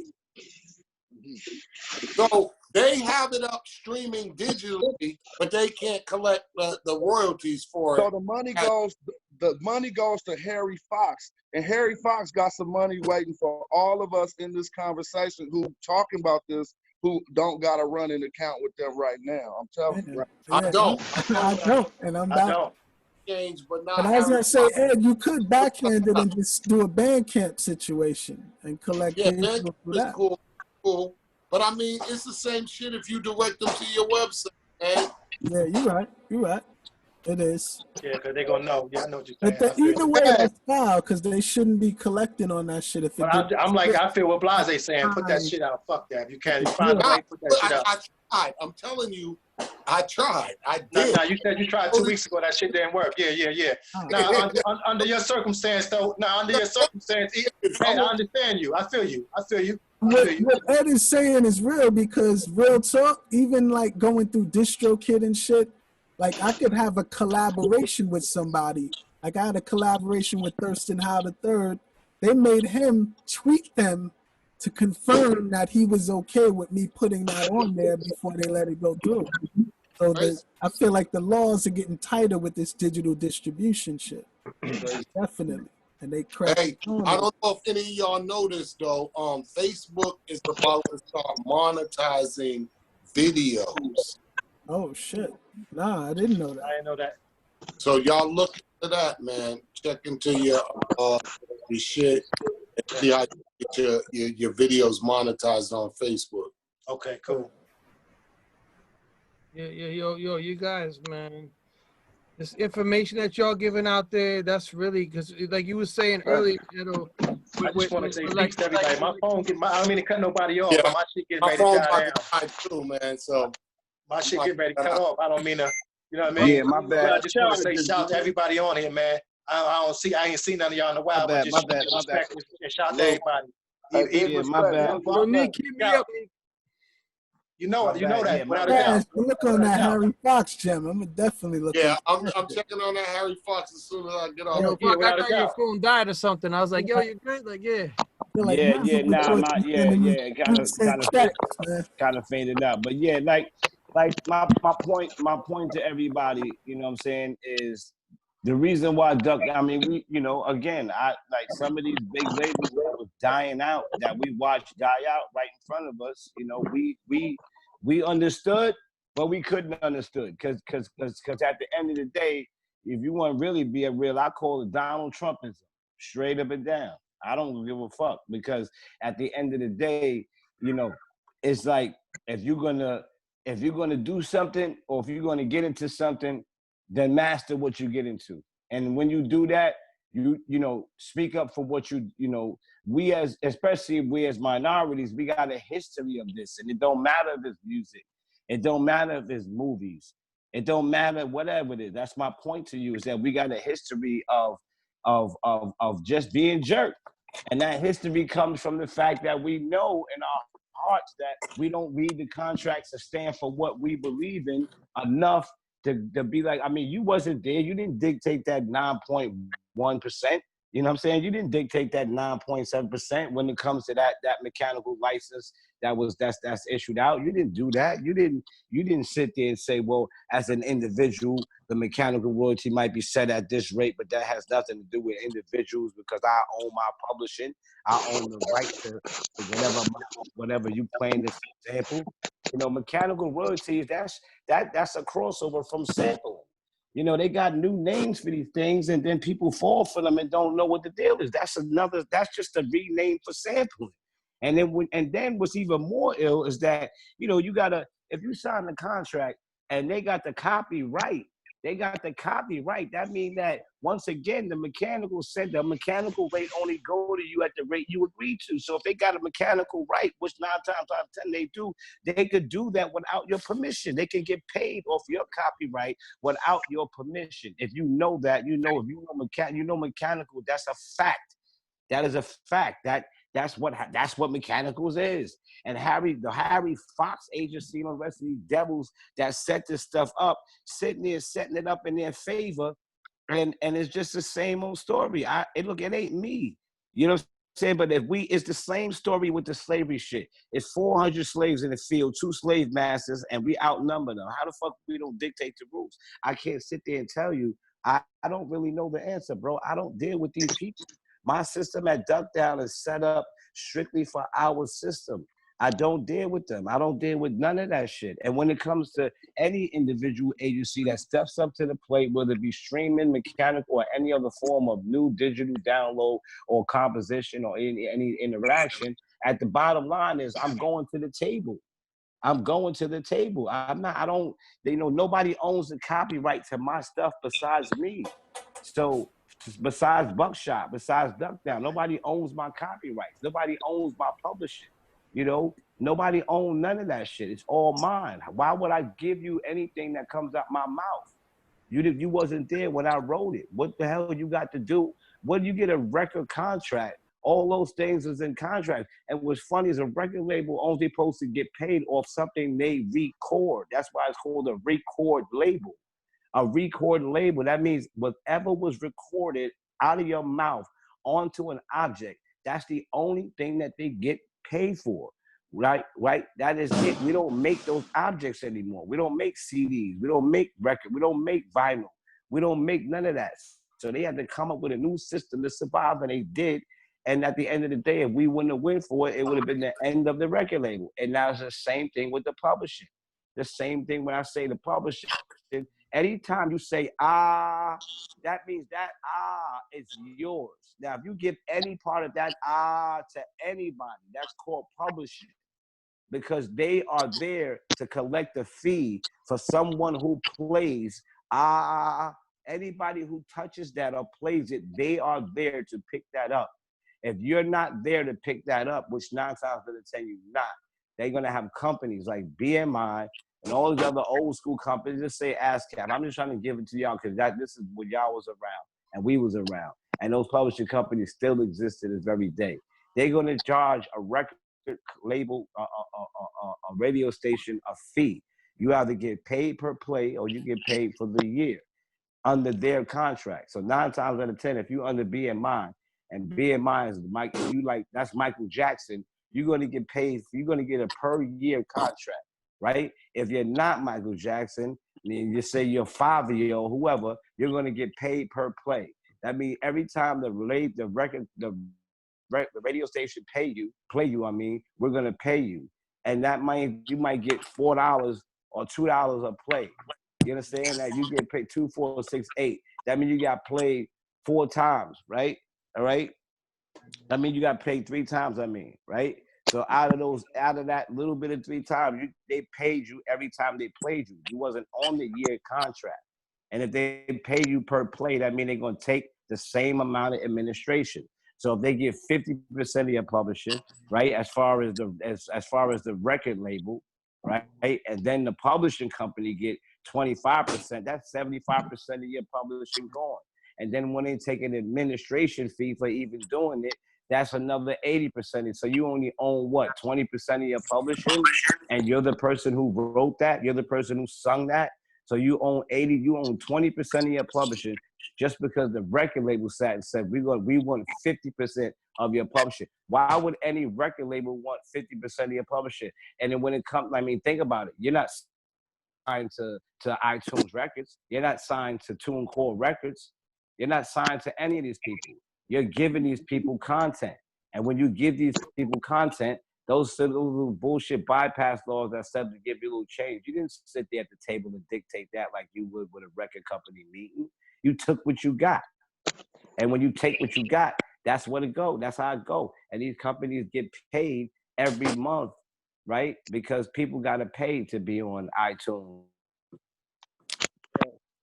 Yo, Buck, that's points well taken, my brother. But don't you think at this point the ball is in our court right now, digitally, where we could actually If they don't, we could control. If they don't pay, Let us hear what he's saying, bro. Huh? Can we hear what the brother was saying? No, I was just saying, build on Buck point. You know what I'm saying? Nah, Buck, you froze, yo. That's it. Go ahead. No, go ahead. Yeah, to add on to Buck was saying, you know, because everything he's saying is right and exact, 100% true in fact. You know what I'm saying? But right now, what I'm saying with this digital age, I think the ball is more on our court. And like what Cad was saying earlier, we now control and implement the narrative to where we have the format, because everything we on right now is an app, like somebody said earlier. So if we create something that we know as artists, we can control that and exclude any TuneCore, Distro, whoever, fuck all them labels, and we hold this shit down to what we know is hip hop, what is our music, and control that and give ourselves that compensation. What platform you're using to do that? Well, that's what platform? Cash was saying. I forget. Is Cash still on? I'm right here. Yeah. What was the platform you were saying that you was thinking about building, where they get a portion of, like, the investors could take? Okay, yeah, that's not necessarily it's not necessarily a platform. It's more like a concept right now. But my platform I use for distribution is the Orchard, and I also got to deal with the Empire. But yeah, I don't think Buck was here yet. But I would like to share that idea with you, but maybe at a later time. It was just a way that we could basically publicize albums, and a lot of the publishing and stuff we're talking about that companies normally take, we can offer that back to the people in micro mechanical licensing deals in order to generate funds up front. Okay, that's true. That's still. Word up. Cash, speaking to that real quick, what do you feel like is the best way to measure the value of your song or project? Yeah, if a lot of us have released already, so you could just go run the numbers on an old song because people would want to see some numbers if they're gonna start putting up like that. No you doubt. just run numbers on some of your previous songs and say, look, this is a song I put out 3 years ago. Like I said, me and my mans ran a song on one song from one revenue stream, and it generated 30 grand, and it put out 2 years ago. So if we would have divided that song up, and then people would have paid $100 or however much, they would have tripled their money in 2 years or doubled their money in 2 years. And so it's just some new shit, some different shit, though. No doubt. You know, until that's why I asked what platform that we use, man, because we mentioning these big platforms, and I call it Donald Trumpism, because we're bigging up these big platforms, not knowing that the end goal has nothing to do with not even being able to dictate You know, it's so many different platforms. It's so many, right?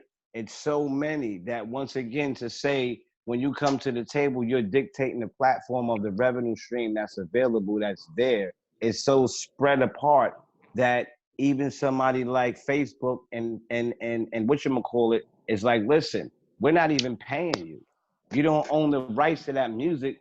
We're not even gonna let your post go up. Yet your post that went up just made them billions of dollars. Why?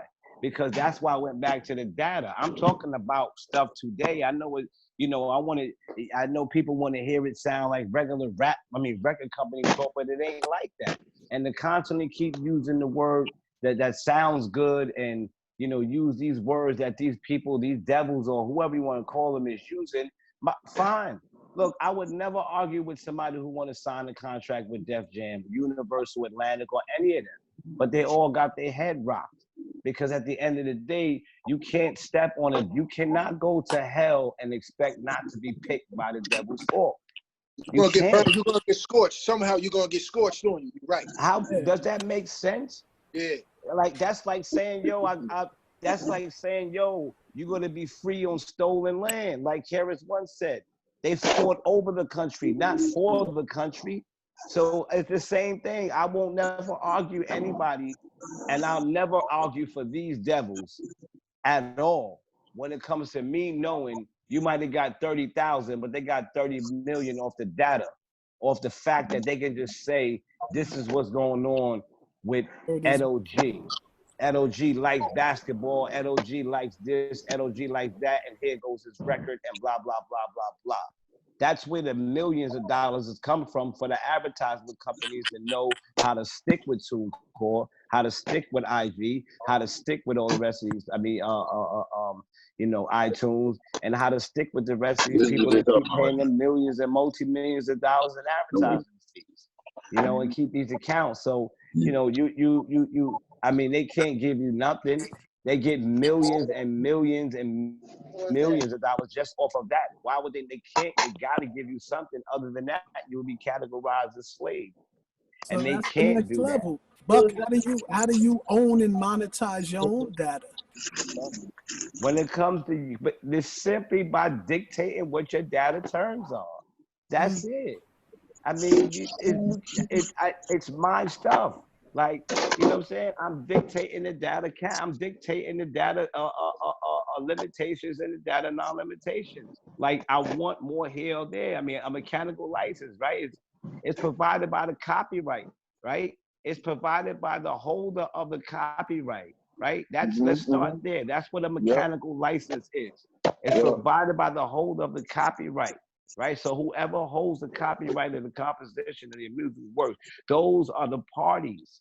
That's the ones. So when you sign a record contract or record label, we know you don't own the copyright. We know you don't own the composition. Okay, we know that. If you are signed to a digital distribution system, TuneCore, iTunes, or whatever, which one of them do you own 100% of the copyright to? You do. All right, that's a great question, and I'm glad you put that out there. And so we need to understand that what copyright is broke down into 6 different rights. The only right that you surrender, and we all need to take note of this if we don't know it, the only right we surrender when we sign to a distribution company is the right of distribution. But the reason why I say that is that we all need to know this. Distribution of what? Distribution of your intellectual property. Go ahead. Right, so let me say it again. There's 6 rights that come within the copyright. And one of those 6 rights is the right of distribution, meaning anything that you create, once you make it tangible, it's now can be distributed. And if it's distributed by someone, you're paid a usage payment for that, a royalty. And so when we upload our music to distributors, we're only giving up one right of our 6 rights under the copyright, which is the right of distribution. And that's actually you're not. Listen. I hear you, brother. You're not. You're giving up the right to whatever is being copied. That's why they call it a copyright. You're giving a right up to being whatever's being copied. I know it sounds fly. I don't know who's coming up with these distribution. Somebody open Wikipedia and look up copyright and look up the 6 rights of copyright and read them back. One of them is the right of distribution. The next is the right of reproduction. The third is the right to develop derivative works. Fourth is the right to digital broadcast. Fifth is, it's 2 more. Again, you see what I'm saying, brother? I respect, you feel what I'm saying, brother? I respect you going to Google or wherever you at right now and you can look it up. Listen, you can look it up. What I'm telling you is that at the end of the day, the copyright system doesn't work. I made it real simple for you, right? Whenever you listen, I made it real simple for you, right? Whenever you copy, whoever copies, right? What you do, whoever copies what you do is, and they put the law to that right. It's called a copyright law, right? So unfortunately, whenever you write and whenever you copy, they have the right to that law. That is what a copyright is. So anything that you copy, that means etymology. That's what that's called. Folk etymology. That's called it's called pseudo-etymology or folk etymology. Is the improper definition of the word because of what it sounds like. That's not. Brother, listen. You know what? Put like this. I can get philosophical and philosophical and all that. I know what goes on in the world. I know what goes. Listen to me. Listen to me. Listen to me. Listen to me. I'm not. Look. Listen to me. Listen to me, brother. When I got young MA, when I got young MA, because she's with us for Red Life, right? The bottom line is, it was done through the It was done through the system of negotiation. Everything you telling me, we can go to the Bible, we can do all the 6 copyright laws, because we can, let me tell you something. In business, let me tell you something. A contract, whether it be on a napkin, listen, it is nothing until it gets in front of a judge.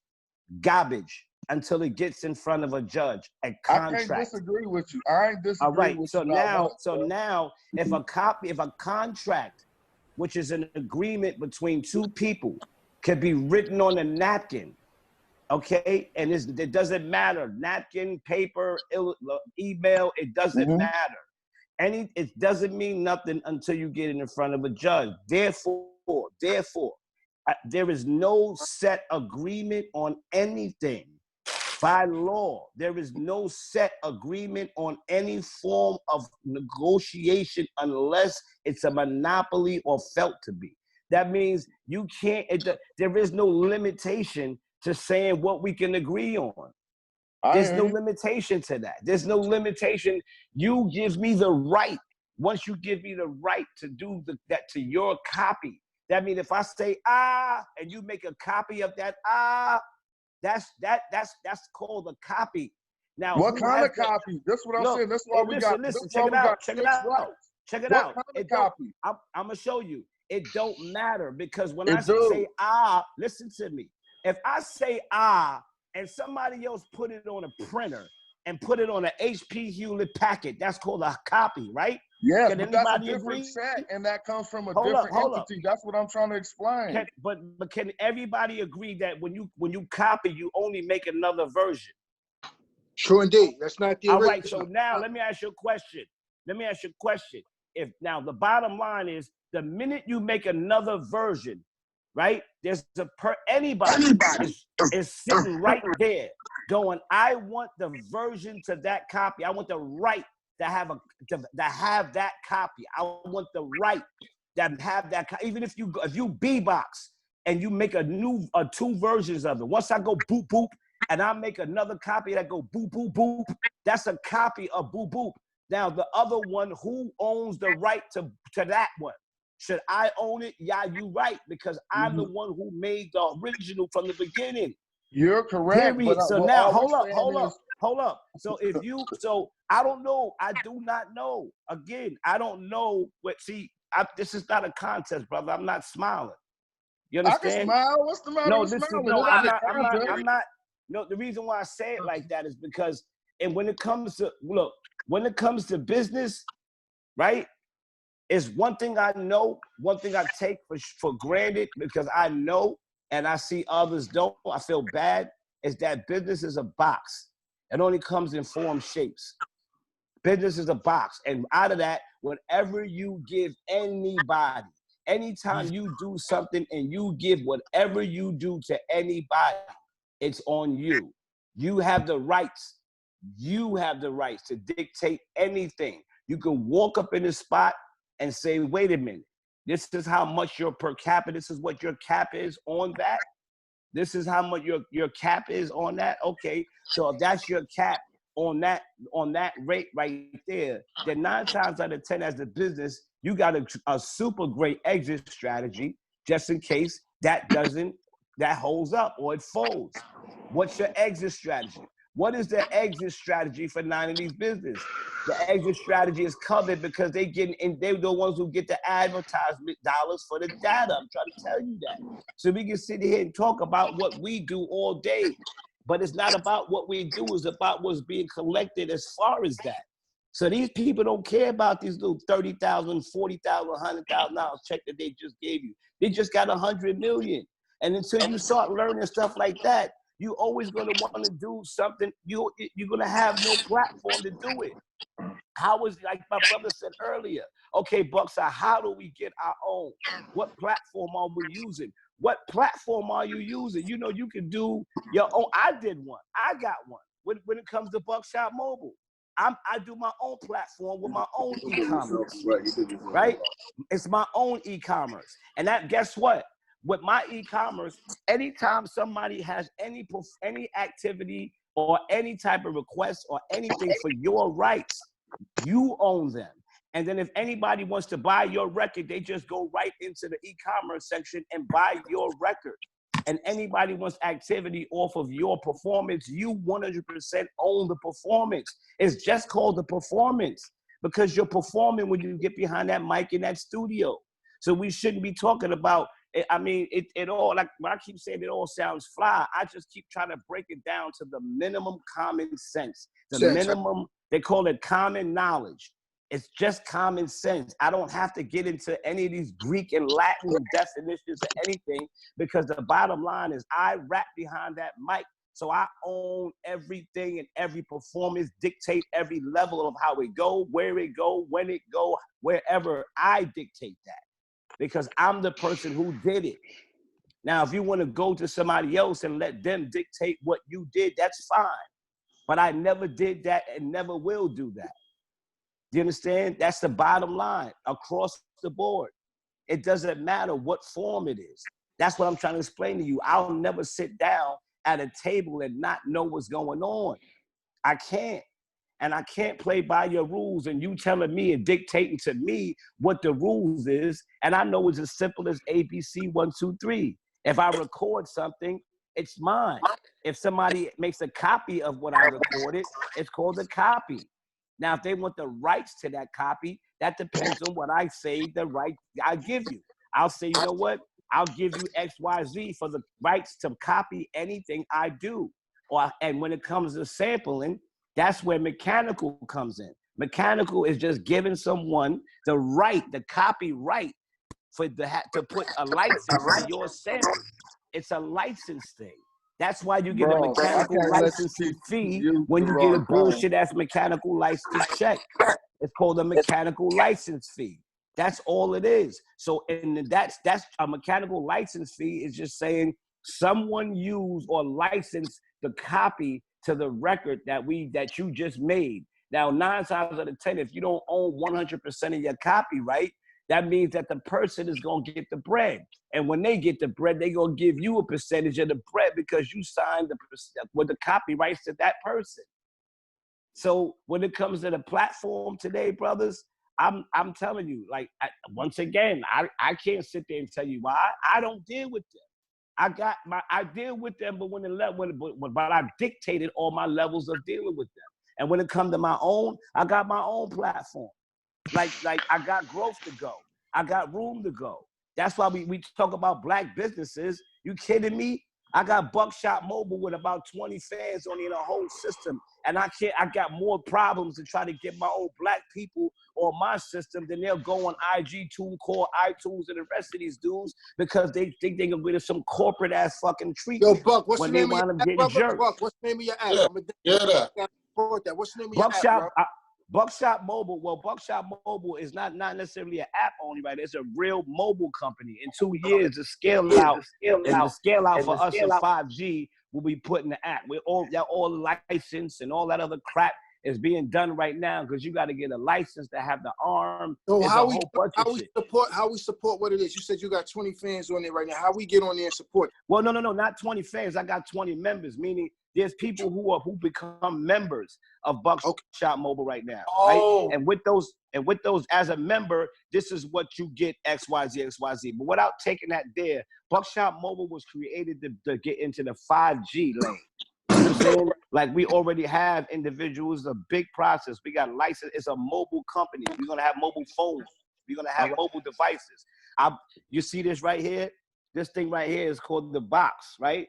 This phone right here, this speaker right here, you just lay your phone on it and the phone activates the system, activates the box. All of this stuff is, I know I'm there because in 2 more minutes, if you're on a record label, it's just going to be a publishing licensing situation. There'll be no need for any of this stuff because phone companies like Verizon, T-Mobile, us, whoever, we're just going to license the music from the fans on our own individual platforms or integrated platforms.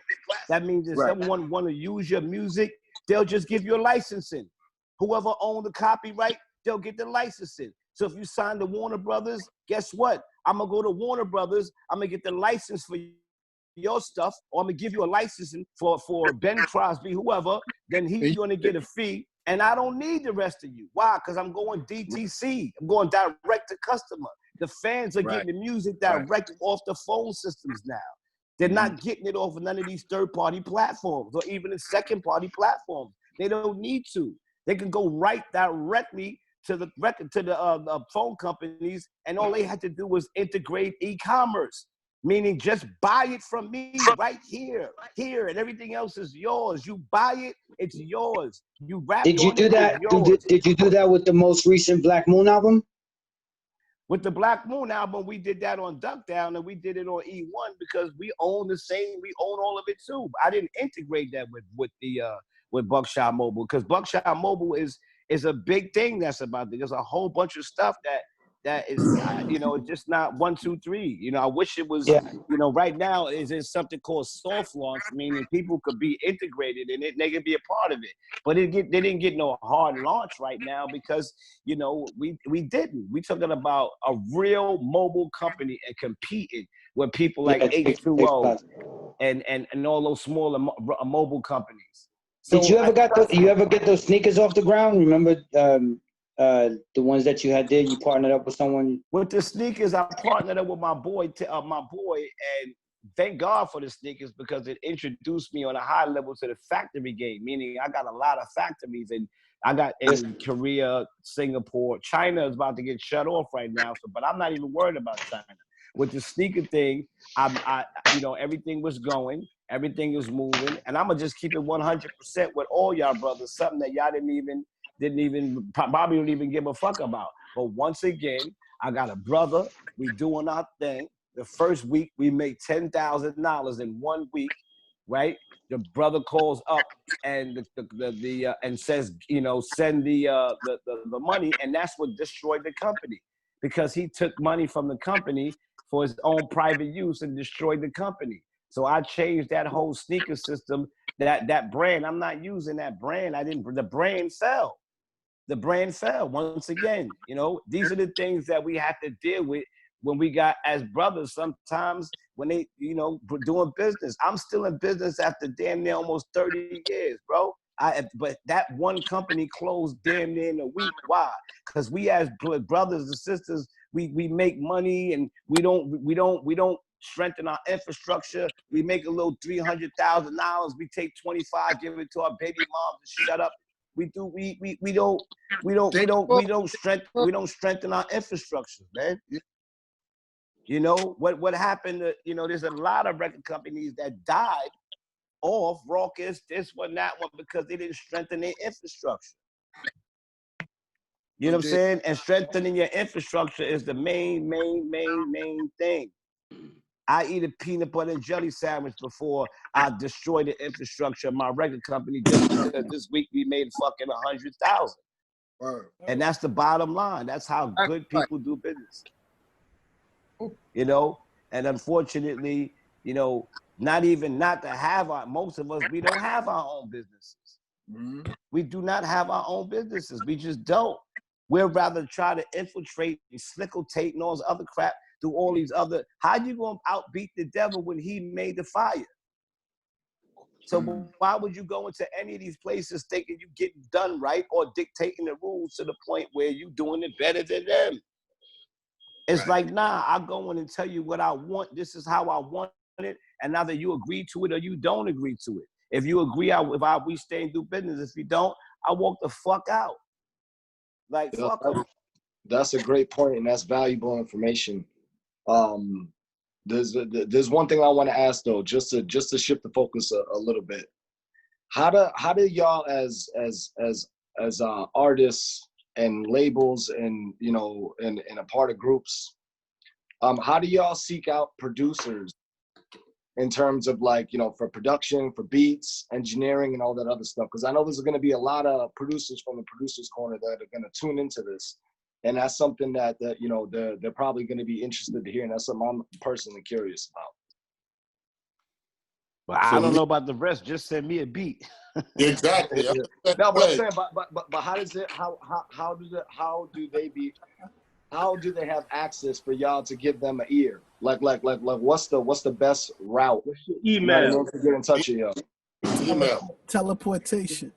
Nah, I mean, you know, in all seriousness, we have to understand that a lot of producers, like a lot of artists, are definitely struggling to kind of keep some people's attention. So there are producers who are selling 25 beats for $3. And at that point, it becomes comedy, where I don't only blame the producer, but I also blame, you know, other artists who were also doing guest verses for a bag of weed. Like, I'm talking what we talking about. Yo, who the fuck? Yo, who doing some dumb shit like that? Are you putting us on blast? Oh, y'all just got here? Y'all just got here? Real gems for the producers. I know niggas that do that. I know niggas that do that. So go ahead. Thank you, bud. So, you know, real quick, real gems for the producers, right? Producers out there, you see, you know, MCs, different level of MCs. You might see a classic MC that's your hero you would listen to back in the day. Don't send that classic MC some shit that's not on the level. Like, make sure you're in the ballpark of the level of you're sending them. Make sure it's on brand to what they do. But even more so, sometimes it's not always smart to approach it, if you don't have bread like that, to approach it like, yo, can you collab and I'll pay you for the collab. Sometimes if you got hot music and you're coming up, approach it like a partnership. Brooklyn in the house. Approach it like a partnership. Danger. Yeah. What's good? Back up in this bitch. So I think a lot of times if you approach it like a partnership, 50-50, yo, I'm bringing this hot music to the table, you got what you got. Cats will respect it more. Fire, niggas gonna fuck with it, man. Yeah, that's it. That is it. You hit it on the head. That's it. That's real. No, but what I think is he's asking is like, how can they get the music to you? That's what he's like how can they get on your radar? Let's say for me, IG email. My email is posted on my page on IG, on Facebook, all of those social platforms. Send me an email and a message. Tell me you got some heat and send it through. If it's dope, I agree with you. I'm right there with you, Ed. I'm gonna say this right here. If the rapper don't respond, that means he just didn't like it. Because I'm sure they all check that shit. That's true. Nah, that don't mean that. Nah, like or Yeah, but some just like you said. sometimes they're not seeing it though. They're like, Follow up. like, how do they get on your radar? You know what I'm saying? Like, All right, more listen, importantly, young man. I love your enthusiasm for the producers, and I have to tell you this. And please, fellas, what I would suggest is that you're in a younger generation in a different time of 2020. You guys don't have to go out there and dub tapes, dub cassettes, take the L train, go to 14th Street, and hope you run into Supernatural. That doesn't happen anymore. No. What I'm saying is that you guys. What I'm saying is that you guys now have the ability to have music travel beyond your neighborhood. The guys who are running the beat website, I forgot what it is, that started out in Oakland, that just sold the beat, that ends up being Lil Nas's ex, that he bought it off that website, is a guy from Austria. These guys in Europe figured it out. And I mean, Buck hell yeah. could attest to this. We were doing very well in Europe. And then when record labels started saying, hey, we could just open a Def Jam Germany and then we'll self-sustain. That's what France is doing. So you as a producer, and I would advise all the young ones, John Robinson was onto something where he said, you know, if you could partner up with a rapper and probably do a project, you know, that's something Static Selector does. It helps sometimes. I put out the Me and Static did this project. Yeah, and they just got to be proactive in trying to get on everything that they can be. They're younger, bro. You got to copy and paste. Listen. Look, everybody gotta respect what you just said. Everybody. I think everybody on this phone line right now on this Zoom, I think everybody respected 100% what you said. And I think what people gotta understand is I mean, I don't, you know, everybody on this line right now, we all got different personal views, which is the reason why we on here, which is good. And everybody got a different approach to the way they do things. Me, man, let me tell you something, man. Probably about 90%, you know, I got the 90% of my time and energy is focused on the artists like that I fuck with on the level of saying I bring whatever I bring to the table. Like Joey Badass. He was supposed to come out in March, but this whole shit fucked shit up, whatever. Shout out to Jennifer. She listened to that. Anyway. Joey is and Joey not even a young artist like how he was when I first got with him. You know what I'm saying? But he's still an artist that but he's still an artist that is respected in the young genre like that. You know what I'm saying? M.A. She another artist. My man running around busting his ass with her and for her. You know what I'm saying? And yo, they be putting in work, and Shorty put in work. Now, whether she didn't go with the traditional, put out another album, because she was comfortable with the flow of how she do it with the little niggas, and these little niggas be in one room doing a whole video when people like our era had to go out to the Rocky Mountains and find it. You know what I mean? And Shorty like, look, we don't even do it like that no more, big homie. We do it like this. So I'm listening to her. I'm fucking with her, and I'm bringing my business knowledge to her and letting her, and then we move like that. I mean, it's about, you know, it really is about the younger cats. You know what I'm saying? I mean, I don't put 90% of my energy and focus into trying to come out and say who got the props again, or I got you open another time. Like, right. I don't, that's just my personal, you know, that's just my personal thing.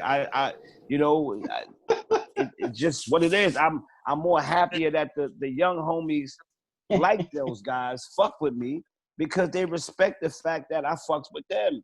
And I'm the dude coming saying, yo, I'm gonna give you everything. All I need you to do is give me one thing. And then they say, what's that? Your best performance. And everything else, I'm gonna give you. Hey, yo, Buck, that's real, man, because I was talking to somebody earlier about that. And you, one of the reasons why I think we call it bridging that gap, right? You know how we had elders that put us on the shit who we could build with. And you know, when money get put into a situation, a lot of times that causes distraction. That's the smoke screen. We all know that's the smoke screen. So for you to put your hand out there and still reach back to the youth, I think that's what all of us really need to be doing on a consistent basis. And a lot of these young cats wouldn't be always talking about diamonds in my teeth and flashing money in front of the camera. They'll be on some real shit to where they could have, they still could do their thing. We not knocking that. But at the same time, they'll understand the foundation of which they standing on to make that type of bread. Once they understand that we ain't leaving them out there just to be, yo, do your own thing, and give them some type of instruction and guidance. So that's dope on your part. Yo, good looking, man. I appreciate that. And I appreciate it for real. And I mean, without Need no, it though, I don't but need. They need that. Listen, I try as much as I can, man. And that's the struggle for my personal story, and I love it. I really, really, really love it. As far as the public and everything, the fact that I stand as a testimony of everyone says they want to do it this way, but when they get it this way, they don't know how to act, and they don't know how to, really respond, because once again, I'm not, and then Hove got a struggle as well. I'm about to say, because I'm not Hove, but Hove got a struggle as well, as far as people, respecting his system that he got before TuneCore. Who the fuck is TuneCore? TuneCore could kiss a fucking, yo, they can kiss a Pilgrim biscuit. Like, TuneCore, where the fuck these people come from? Do you know any of them? What if they were some German niggas from overseas? Like, how you just come and make these people billions of dollars just because of your engagement, your interactivity? Somebody told you, yo, you know where to go? Go to TuneCore. And you went there. You didn't even ask no questions. You didn't find out what it's about. You didn't try to see nothing. You just dumped your shit on TuneCore and dumped it on iTunes just because somebody told you. And that's the problem too, because what they see these ads that over sensationalize what's gonna happen to you if you present your product on their platform. You feel what I mean? So they lay out the best possible scenario. Like, oh, look at so and so, and then they got somebody to co-sign it saying, hey, I generated 300,000 in 3 months off of using TuneCore, and that's how they get fucked up. You ever see those banner ads that you can't stand at all, when they be like, hey, want to be a millionaire? I was garbage. I was sitting in a can. I had no money, and now I'm a multi-millionaire thanks to my online services of being a MLM. If you want to make multi-millions of dollars like that, here's a check. I mean, last week I had peanuts. I have $30,000 showing you the fucking bends in the back, and next thing you know, you join the MLM system. These niggas is making mad bread, and you don't got $1 in your pocket. You ever seen those? Yeah. All right, welcome to the world. Welcome to the world, baby. If you fell for it, you fell for it. Let me ask the young producer dude a question. You have a lot of heads in here that a lot of other people would no shame would be like, oh, those are old heads. If there's something you can tell us as a young guy, what is something quote unquote old heads do that they can fall back on to kind of help? Because we are not trying to make music for kids. We're trying to stay in our position. But the way Buck mentioned how he learned from homegirl who kind of dropped some gems on him on how to evolve. What are some things you can see a seasoned artist do? Tell us, young boy. Wait, could you ask the last part of that question? So, sorry. So, like, what do you see young artists doing that quote unquote seasoned artists or old heads, right? Because sometimes it's like a slur, but I don't mind because I had a great career and a lot of us toured, and that's something a lot of young artists can't do right now. But what is something that you could say, that older artists could start doing or try to do? Maybe some people here have already done it, but just to get a young perspective, because it is a young man's game in that respect. You might think it's funny, but check the email. You know what I'm saying? Because like I know like that, like in this all goes back to what I was saying about like and I also just want to say this real quick that I probably identify more with y'all than people, you know what I'm saying, in my generation. So like I'm in my upper 30s, so I grew up off of all of y'all, you know what I'm saying? So having that said, I mean, it's I can't even really speak to what's going on with the 20-somethings right now. You know what I mean? I just know that there are a lot of people who do want to get involved and who do want to work with their legends and their OGs and all that stuff. Yes, And yes. it's like, and somehow, some way that there needs to be some sort of place where people can go that they can get in contact. Well, you know with what, brother? everybody, you know If what I I'm could saying? inspire you, there's a group from Germany, Stuttgart. They're named Snow Goons. Yeah, These Yeah. kids have made the attempt to reach all these authentic cats who come from a certain era, and I applaud them for doing what they did. And actually, as Buck said, like somebody like Joey Badass's aesthetic, if you speak to him, he just seems like he really knows what's up. You know what I mean? And there's not a lot like that, but you gotta take your hat off to somebody like that. There's no formula getting on. There's no formula. You gotta just put the No, legwork. there is. You gotta be hungry. That's the formula. Hungry. Don't let his appearance fool you, but Doc's nearly 40. It might work out, might not work out. I mean, It's probably those Melendez genes. You know what I'm saying? I mean, I look at it like you even go back to like the Grandmaster Caz and all them people before, where the younger generation was there, and they was doing what they was doing. You know what I mean? And then we was criticized with that shit, and then another generation, Talk to him. people still got the same heart for it. Like I mean, I've been doing this shit since '83. You know what I mean? So I mean, you go to the generation. Into the other generation, people are gonna learn. So it's just if you're gonna follow that tradition or not. The tradition is there. You know what I mean? It's like the people of the culture are gonna follow the tradition, and the people of the culture that did do it are gonna watch the people who was doing it. They're gonna watch. Are you where's the producer brother at? Right here. My name is Doc Spliph. Your name is Doc what? Doc Spliph. Well, let's jump him. Let's all jump the producer. Doc Spliph. Let me give you a quill. Let me give you a quick suggestion. Like he said, going to platforms that offer artists, a voice to be heard, whether it be young, whether it be old, all of that is all that's great. Try to work with a partner, because it's hard to work by yourself and to try to be everywhere. Like that shit is hard. Like, so the best thing to do is to have a partner, somebody that you can have a daily conversation with on the level of what we going to do, attack mode, where we going, how we moving, who we striking, all of that stuff. And the reason why I tell you that is because as a young producer, listen, there's places like McDonald's ads, Wendy's ads, fucking Jello pudding ads. I don't give a fuck. Like watch commercials.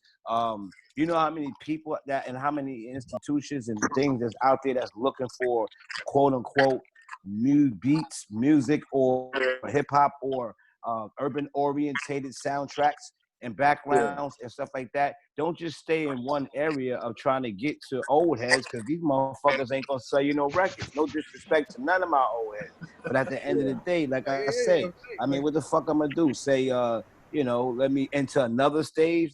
Like I respect the fact that I made a imprint in time, and I thank the Most High that I was able to make some type of impression on the hip hop game. Period. But I gotta respect the cycle and know that the cycle moves. Buck, you invented yourself. Buckshot, you invented yourself real early in your career, man. You went from ending the stage, kind of sounding like Onyx, to your other shit. How you were smoothed out, you know what I'm saying? So I don't even know. And that's what I'm saying. These young kids now, hip hop is a young man's game. It really I think, is. And yeah, I mean, I gotta disagree with that on the level of, I think, like I said earlier, we got a lot of residue from the 90s. And we was taught that system from the 90s of separating genres, separating music. If you get all the old niggas around the world, nigga, that's numbers. That's mathematics. Nah, it ain't even that. But it's not even that. But what I'm saying is that you got to respect the cipher or could. You don't have to. Look, that's what you, if I don't brother. see the cipher? Like Blahzay, think about it, Blahzay. Like I'm not. What I say is not law. What I say is my opinion. You know what I'm saying? The only one that can judge you. Only one that can judge you is you. No, I'm You just feel me? saying we have a prototype that's imprinted in our head, and we got to get out of that box. Throw the whole box No, away. it's not even that. It goes to, how about this? It's the facts. In 1990 or the 90s, when we came out, we were selling a lot of records, all right? And the reason why when we come out with, you know, yo, blah, blah, blah, the new joint, we don't sell as many records as we did sell, is because we went around that cycle and we got to respect that cycle. Now, the more we don't respect that cycle, the more that cycle don't respect us. So you can still put out music. I didn't say not putting out music. But it's so many different ways that, you know, we were speaking of earlier of exploiting your own product. You know what I'm saying? That's what I said. They didn't have that say in the not. 90s. They didn't have that in the 90s. They didn't have that in the 90s. So you could take a No, young but that's what I'm producer. saying. You could take a young producer like him. You could take a young producer like him, and he can work with some seasoned talent. You know what I'm saying? And make a lot of money because of the new Or he way can of make, making like money. I said, yeah, you're right. Or he Because can of the make new way of making money. Or he can make $2-3 million off of doing the McDonald's commercial. It depends on who. It depends on his mind frame or who he got access Where you around. located at? You in the U.S.? Young producer? No, I'm in Connecticut. That's in Connecticut, bro. Yeah, Oh, man. shit. Word. Yeah. You need to move to Europe. Yeah, word. Yeah. But you get me though? Like who's behind you? Who's telling you which direction to go to when it comes to leading in charge of doing beats? I mean, it's so many different places now. Like you said, like Blahzay said, that the doors are opening up, and I think brothers should take advantage of it. I mean, I've seen motherfucking Allstate commercials with damn near some hip hop beat orientated behind them. These motherfuckers is getting $9 to $10 million of commercial ad just for the production. You feel me? Just for the production, just to produce the commercial. Their budget is $9 to $10 million. Now, do you want to fuck with somebody that's going to be on that route? Or do you want to just, you know, fuck with somebody because you got the love of hip hop and it's in your heart? You just want to make a beat. Whichever one is fine. They both exist. So that's not a problem. You know what I'm saying? I'm the nigga that is focused on both. I'm going to do the business and I'm going to give you both. I'm going to give you whatever you say. And if you say, well, look, I just want to make money. All right, well, then we're going to go to motherfucking the State Farm route.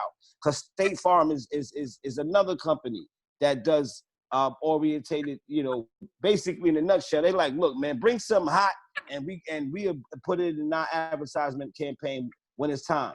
That's a whole different check than, you know, trying to get, like you said, $3. Huh? That's what we got you for, because you need a connection to even do that. Yeah, that's what I'm saying. Like it's the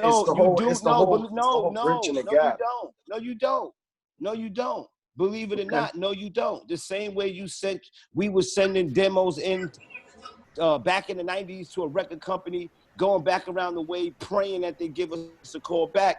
It's no different. It's the same thing. You can send your stuff to State Farm. You don't need Buckshot to walk you in and be like, yo, man, it's my man. That shit don't matter. State Farm don't even know none of us like that. But they know that they need music to a commercial, and you might just happen to be the one that they picked because you kept staying on your grind and sending in your music to State Farm. And then you can go from State Farm to Geico to fucking, I don't know, the scissor company. There's just too many advertisers out there right now that are doing ad campaigns for you know, and if you don't want to send in your music or your production, no problem. You know, that's not a problem. I never said you didn't, and I'm not trying to say don't make music no more as an artist. Look, I still make music, you know. Do I expect my music to be gold and me on top of the world again? No. And whatever happens, happens. Because at the end of the day, I'm smart with knowing cycles. I ain't stupid. And I'm not going to sit here and let my heart tell you some lie. Like at the end of the day, it was, you know, even with Michael Jackson, I mean, the greatest entertainer in the world. It just didn't happen like that. You know what I'm saying? And you got to be able to accept that and expect that in order to go to the next level, because the higher level is missing you. The ones we need at the top, they like, yo, where they at? They like, yo, they still at the bottom, trying to be at the bottom. This nigga said he putting out a record next week. Like, so how the fuck we gonna have representatives and people that speak for the hip hop community at the top when all these niggas is trying to be at the bottom with the little niggas who coming up? Yeah. I mean, there's a whole bunch of different perspectives on placement with an artist. For someone like me, I'm an older head. I'm not trying to get Little Yachty on my track. I am in a position now that finally the world has opened up where I'm in Australia and I can do a track with an artist from my time, from when I was growing up. Where that was not a possibility back then. The only way you could do that is you have to pack your life up and move. You're right. And hope something like that could happen. You're right. Whereas now I have the opportunity to get into just someone's email and make a track, and basically, I don't care if it doesn't go anywhere. It's just that experience is enough. And that's my point. That's my point of saying, if you're in it, if you're going to do it because your heart wants to do it and you want to do it, then it's that simple. Then you can just, like you said, you'd be surprised. You could DM some people, email some people, and you'll get that response back and you'll be there. And then if you want to do something in your mind frame is, listen, I'm trying to turn my shit into a business and make money and help my business grow, then that's another mind frame. And both of them, like I said, they both are they good because it's through the eyes of the beholder. You know, if that's what you want, that's what you want. And I don't think there's nothing wrong with neither side of it. I just, like you just said, now you can get to anybody, you know? Yeah, in Australia. That's what's crazy. Yeah, I mean, you know, you can do anything. And now you'll fuck around and be, you know, the official or well-known out in Australia because now you're doing things like this. You know what I'm saying? And this is how you make progress, by doing stuff like this and going forward. Because now we know you. Yo, well, you know what? Since you're saying we know you, I'm not even gonna front, and I don't have nothing to gain by saying or doing this.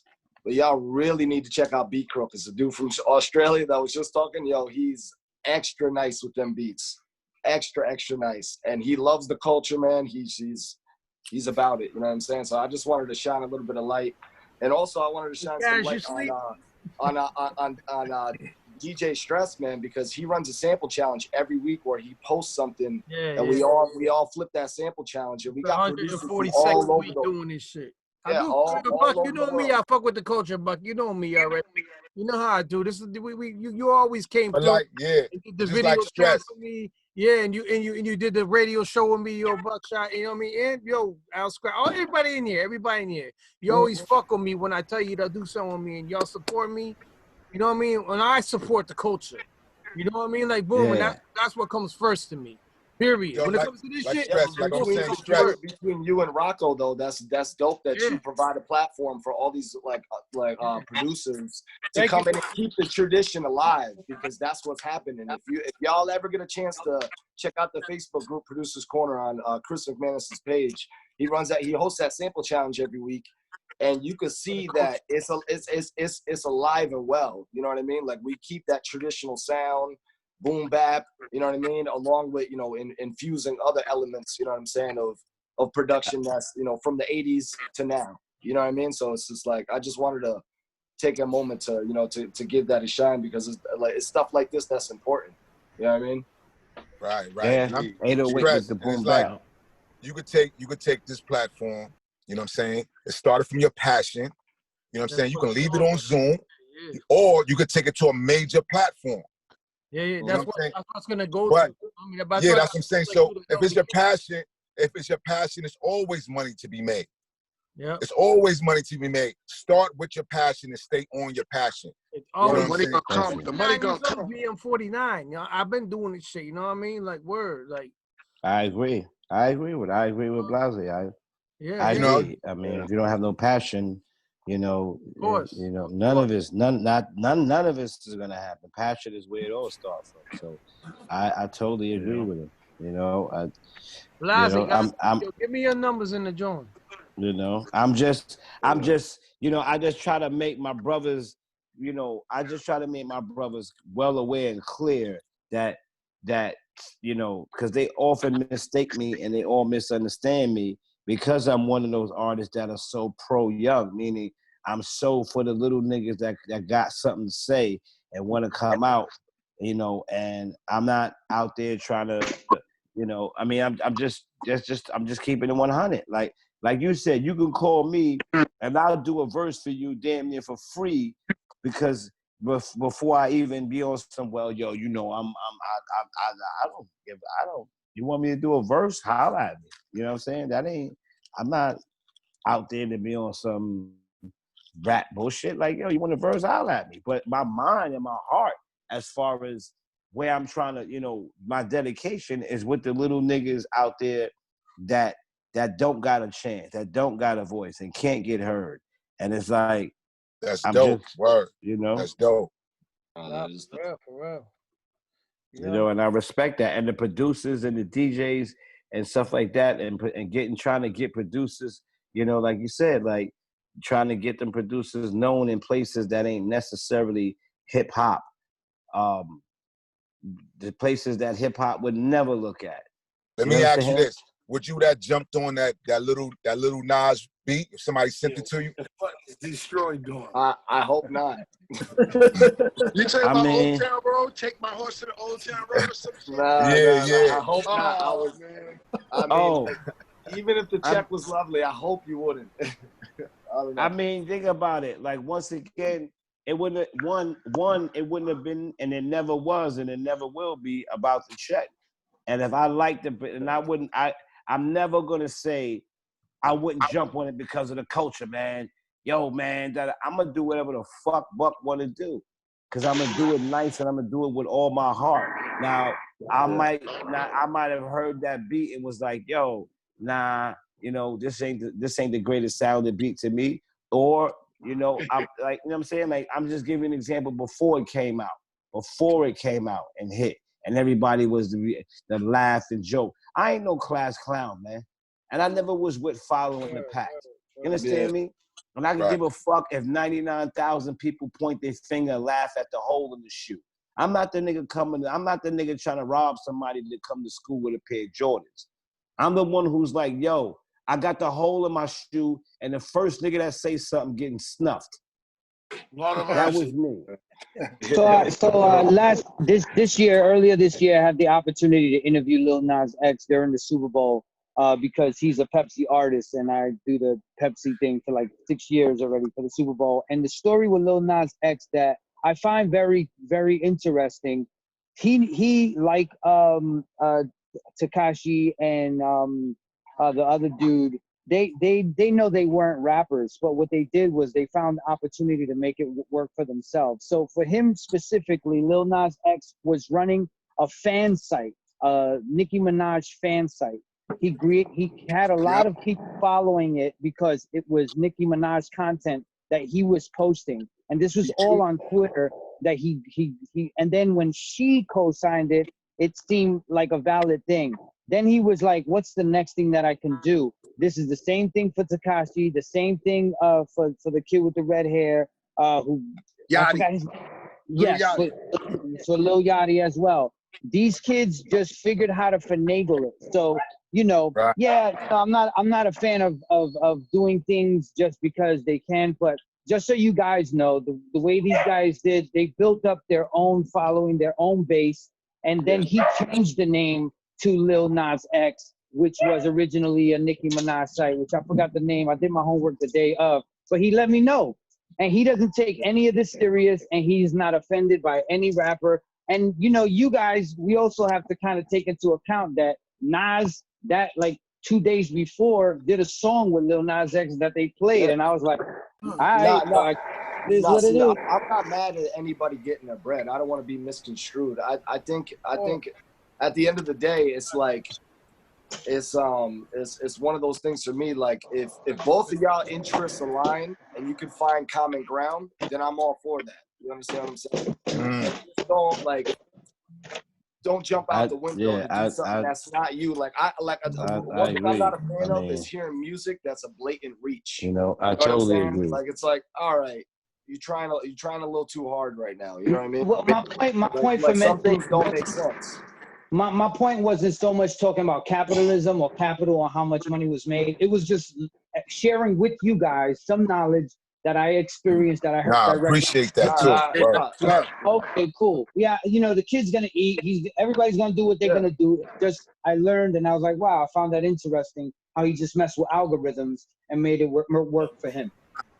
He made this music. He made it. Somebody liked it. If they didn't like it, it wouldn't have went nowhere at all. Nobody can sit there and point a gun to all these millions of people's heads and make them like it. And if the culturalists didn't like it because of the core of the move, that's your opinion. Yeah. You know what I'm saying? That's It's your all opinion. subjective. I know nobody got to, like, your morality creates reality. So your morals is different than his morals. And Okay. your morals create the reality that you live around you. All right, His so morality create reality. So what is hip hop though? So like, does hip hop have any specific parameters that make it hip hop? That's a very tough question. First of all, James Brown. First of all, James Brown. I could do the rapping, or I could do the scrapping. James Brown started hip hop. James Brown is the godfather. So Yeah, I don't agree with that. So, but when does it become not hip hop though? Well, if I can't buck, who started hip hop? Who started it? I really don't know, man. That it's debatable. There you go. Who started? Anybody else on there? Y'all tell me who started it. Hip hop started, according to well, I mean, it depends on how deep you go with it, but a lot of people take it back to the chanting, what is it? Hip hop ancient did start. African rituals with the drums and the chants. They take it back to that call and response. King, the third king, with that guy they said that did the first rap, King something the third. I forget his name. They said he was the first recorded person to ever rap. Where did he learn hip hop? Where did he learn from? The brain You can't have a talent. You can't have a talent and just come through one person.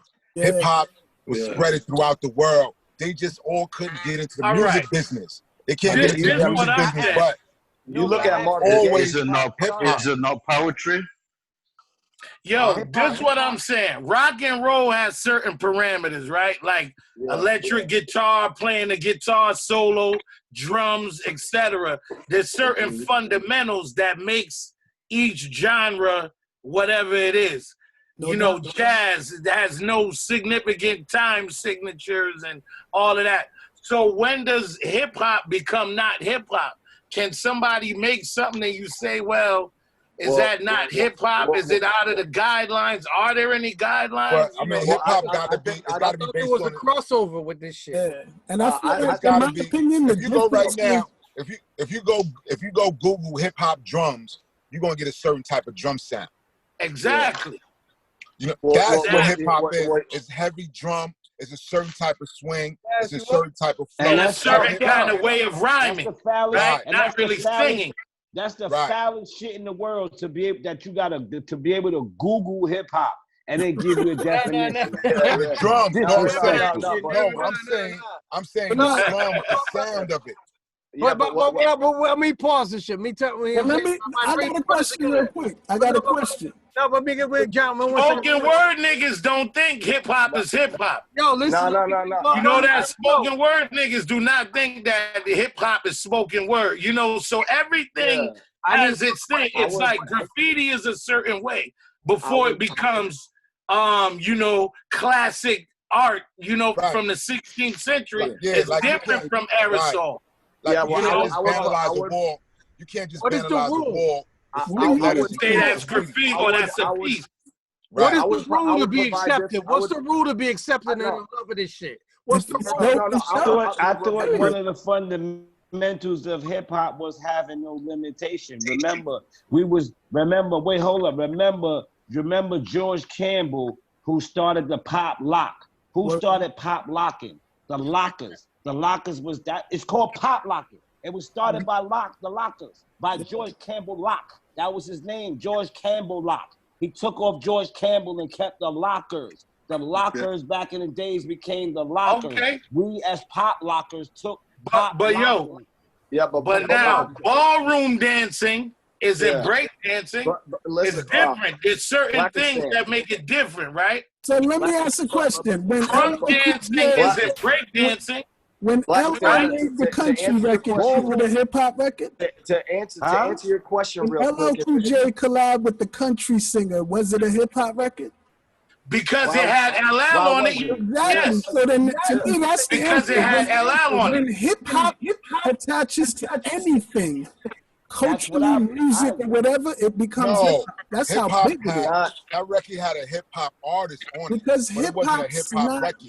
But the thing we gotta realize It's too, when we just, compare you these know. things, hip But what hop's y'all, not just everybody, what music. y'all was doing in the '90s was not what Grandmaster Caz and whatchamacallit and Miss and C. It still and dealt Kev with and- sampling, No, hold on, let me the finish. break Let me beats, finish. Let me rhyming. finish. Let me finish. Nothing y'all was rapping like, not your flow, not your beats, What? not your style. None of it was the same. And if I go back to the hip hop '90s and I go on videos, I'll start watching Onyx move a certain way. I'll watch Black Moon move a certain way. I'll watch half the '90s artists did move and flow a certain way. If you're not going to acknowledge that, no problem. But we wasn't. But that was the flow for the '90s. That was that flow. He wasn't flowing Okay, like so that. you saying that it evolved and the rules changed. The You better fundamentals believe changed. it. Hold You up, better but believe it. Hold up, but The Blacastan, singing, to man. answer- I don't to know, answer- man. Singing becomes hip hop. That's wild. With To answer singing, Because like if you're a part of the culture and you sing, you're hip hop. Why not? To answer Mary your J. question Blige to real me quick, is hip hop. To answer That's your hip question hop. real That's quick. Casey Up shit right there, John. I know. You know, Yo, if you're in the culture, because we're forgetting hip hop You think as they really music. rapping? No, because think about it. Hip hop as music is the smaller part of hip hop. Culturally, Yo, Young it's the M.A. most- is a rapper. She's a hip hop artist. Joey Badass is a hip hop artist. Some of these new guys are not. They singing and doing some other stuff. And I know that I sound like a bitter dude or whatever. Hold up, but why I'm was just Joey? saying it's Hold different. up, Joey. Wait, but Joey did 2 commercial records. Yeah, but Joey is a rapper. He's a hip hop I artist. get Young it, but M.A. he is did a 2. hip hop Hold artist. up, If the but record crossover, that's one thing. But if No, it's not, we Yeah, know there's but fundamentals. there's a more simpler explanation to this whole thing. Like, think about it this way. Basketball right? ain't volleyball, man. Nah, we got boom bap. You know what I'm saying? And then that's why we have errors to the stuff. But what I would say is what's happening in hip hop now is they've created subgenres, just like rock music had grunge, alternative. That's It what sounds I'm like saying. rock on the Yeah, man. surface. It's all Hip about hop Okay. has All right. subgenres It's See, now. that's all I'm What asking. the Explain it original to thing me. is. That's all. rap, hip hop, soul, hip hop, jazz, Yeah, hip That's hop, all I'm saying. subgenres. house, Okay. hop. You know, You wasn't going to the beat, to the hip hop, and to the back, to the beat. you were not doing wasn't that, doing Black. that. No way. Yo, Buck. I do that. Yo, I Buck, do check all it of out. Yo, Buck, listen, yo, Buck, how did You it gotta feel? remember who Yo, we Buck, are. let me ask to the one evidence. question. Let me ask one question. Yo, Buck, how did Hey, it feel John, to do the the hip- album with KRS-One? To be in the same room as KRS-One, you know, like the KRS-One is the MC of hip hop, and to be in the The same hip, the room hop. with the album with him, that's some straight, like, honorable shit. Like, that's dope, like, right there. How did it feel like when, okay, you We guys are build back? every night, every day. We build every day. Time we been in the studio, we was brothers for that album. We wasn't even hip hop artists. That and me, I became damn near family, and he became damn near family because our minds damn near became one on that album. There was no yo. You write a verse, like we both wrote our verses sitting down together. You know, for Mary J. Blige to ask me to write the hook. You know, to say, how you want me to sing the hook, Buck? You want me to sing it like this? And I'm sitting there singing to her the hook. How many would y'all out there right now think that I can sing like a motherfucker? Because before hip-hop, like, no, but my father was a singer. So before hip-hop was even in creation, I was singing, I was doing music. Hip hop came at a certain era. So before hip hop, what did we have? Did music, did talent not exist? If hip hop never came. Glee Club. No, but that was big, Buck. That's big. To do a whole An elementary Glee Club singing. Glee Club. There you go. And Yo, let me tell you Buckshot. something. I didn't start rhyming until 91. Before 91, from 85 to 91, I was a break dancer and a pop locker. I was not rhyming until 1991. That's hip hop. That's hip hop. That's what hip hop. I noticed that a lot of Yo, D-Stroy's still a breakdancer. Yo, you know how many rappers 100%? I know Snoop is nasty as hell. You know how many rappers is super nice and dancing before they became rappers? Jadakiss could still do it right now. Common could still do the horse trees. There's dudes out there, but you know. I could still do the worm. 83, 82. Like, yo, that's what made me do this shit in the first place. Coming out here from Connecticut. I ain't from New York. You know what I mean? Like, Elements, man. Beat Street, I was hypnotized. Like, wow. Like, yo, and that's not even it. But I was watching that shit. Like, no doubt. Yo, it's hard to not be bitter, man. It's hard to not be bitter. Well, then you started rapping. It's easy for me. I work with young people. Yeah, then you started rapping. Look, if you bitter, then you got an internal problem. If you bitter, then that's a self-esteem problem. Like, no one can help that. Like, I'm gonna tell you something. How about this? If you're bitter, you're the only person that can taste the taste on your tongue. I think it's more than being bitter. It's disappointing. I don't mean like that. I just mean, you know, I hold on. You know, I still love the old way that it is. The old way that it was. You hold on by giving the young people their lane to respect you like you respect them. That's why I respect James Brown so much. He one of my favorite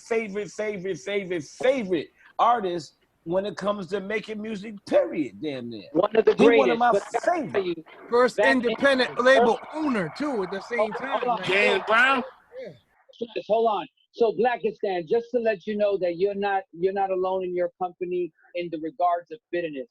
So, when I was young, one of the first groups that me and Tony Touch performed, opened up for, was Grandmaster Flash and the Furious Five. This was in Connecticut, in Waterbury.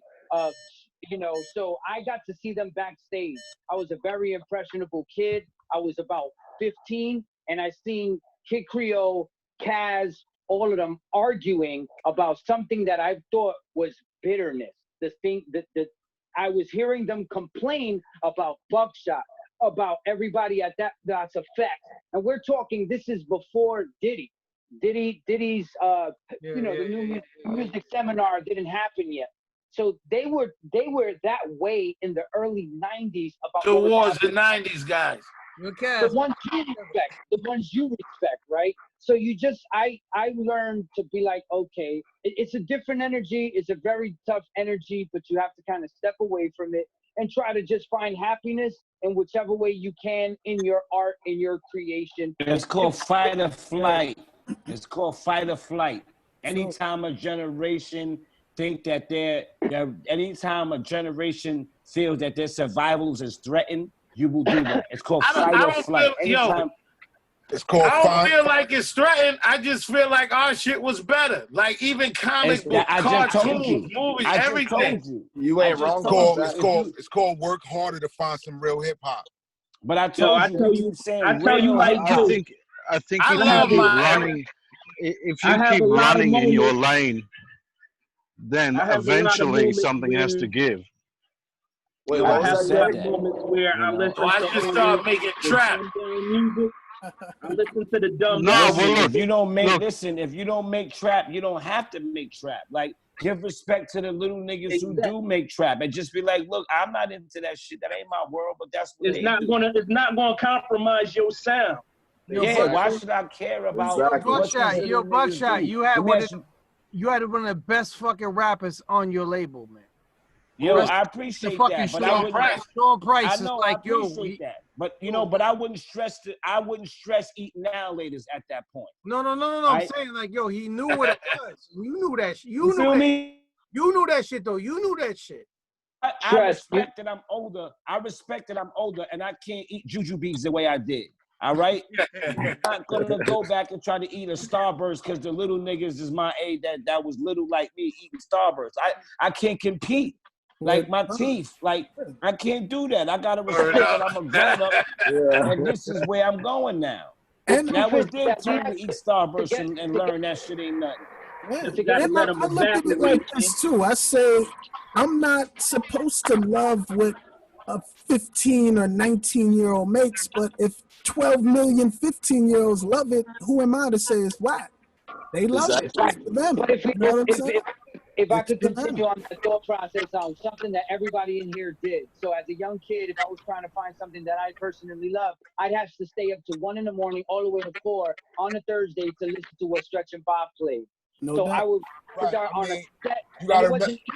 But what my point is that like Buck said earlier, things are easy to find. It's usually not good. So actually, Skratch said it. You got to dig for it. And Static Select is a great person who plays that kind of like boom bap that we like. And unfortunately, there's not a lot that I can tell you as far as other DJs.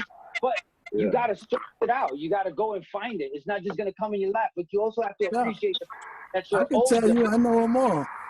I mean, that's what I'm saying. Think about it. You mentioned Static. I was one of the first people that worked with Static. Static was Joey DJ's You bad. never told him to go to the gym. You never told Static to go to the gym. What up, Crook? Static, your word. Records out.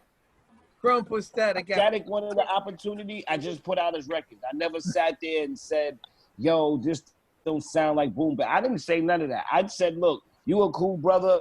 You got some stuff. If people like it, let them judge it. I'm not going to be the judge of what you do because that doesn't make sense. If you got good music that you feel and you worked hard, then I feel like I give you an opportunity because that's all it is. Give you an opportunity. And if these niggas boo you, get ready to run. And if they, if they don't, you're good to go. You good to go. Word. Oh, shit. Static is dope though. Like I definitely appreciate what he's doing.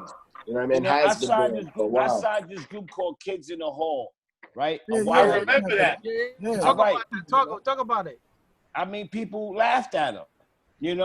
People laughed at him. People was like, yo, la la la la la la. And at the end of the day, they still went on to do their thing, and that was it. Same thing with Sky Zoo. Yo, Buck, I was one of the first Kids in the Hall kind of blew up though. They used to do festivals and all that, right? What was the lead MC's name again from Kids in the Hall? They still doing this thing. That was my man E. You know what I'm saying? And they still doing their thing. But at the end of the day, at like Sky Zoo, another artist that I put out. Nobody else put out Sky Zoo. Mm-hmm. You know what I'm saying? Nobody else put out Sky Zoo. I put out Torre too. Yeah, Torre. Another artist that I put out. Like these are you know what I'm trying to explain to you? My concept of look, man, I don't know about all these other fucking devils that's gonna try to come and over devilize you with the fake rat company talk and the fake Greek, Latin, fake words, here and thou, and all that other monkey shit. I don't know about that. I know how to show you like the common sense parts of your business, and I know how to just give you a chance to come out, bro. That's it. I know that Duck Down from the gate till now is one of the labels that still do what they do. And all the other labels was doing what they was doing is not still doing what they do and shit. That's what Brick Records, like Black was saying, but Duck Down and Boom, the same thing. Like, yo, word. You didn't say nothing right there, Stress. Where you at, D-Stroy? We said. Yo, I love Ruckus. I love Loud Records. I love Ruckus and Loud and Def Jam, and then they not doing what them two gone, and Def Jam's still here, but they're not still the same Def Jam that we grew up with. Yeah, they're a corporation. Def Jam is a corporation. Def Jam, that company that got fucked like 1,000 hoes. They didn't pass that label around to everybody. Because rock that music shit is fucking loud. There's no more exist. You know, I mean, they can say they're doing what they're doing, but it's not the same, yo. It's not the same. Nothing will ever be the same. Yeah, but like you said, that's because a lot of them But have this Duckdown's still attitude. doing it. A lot of them have this attitude of let me hear the music.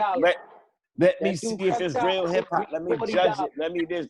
I don't do that. I told you, my formula is the people are going to decide whether you're good or not. Not me. That's my formula. That's simple.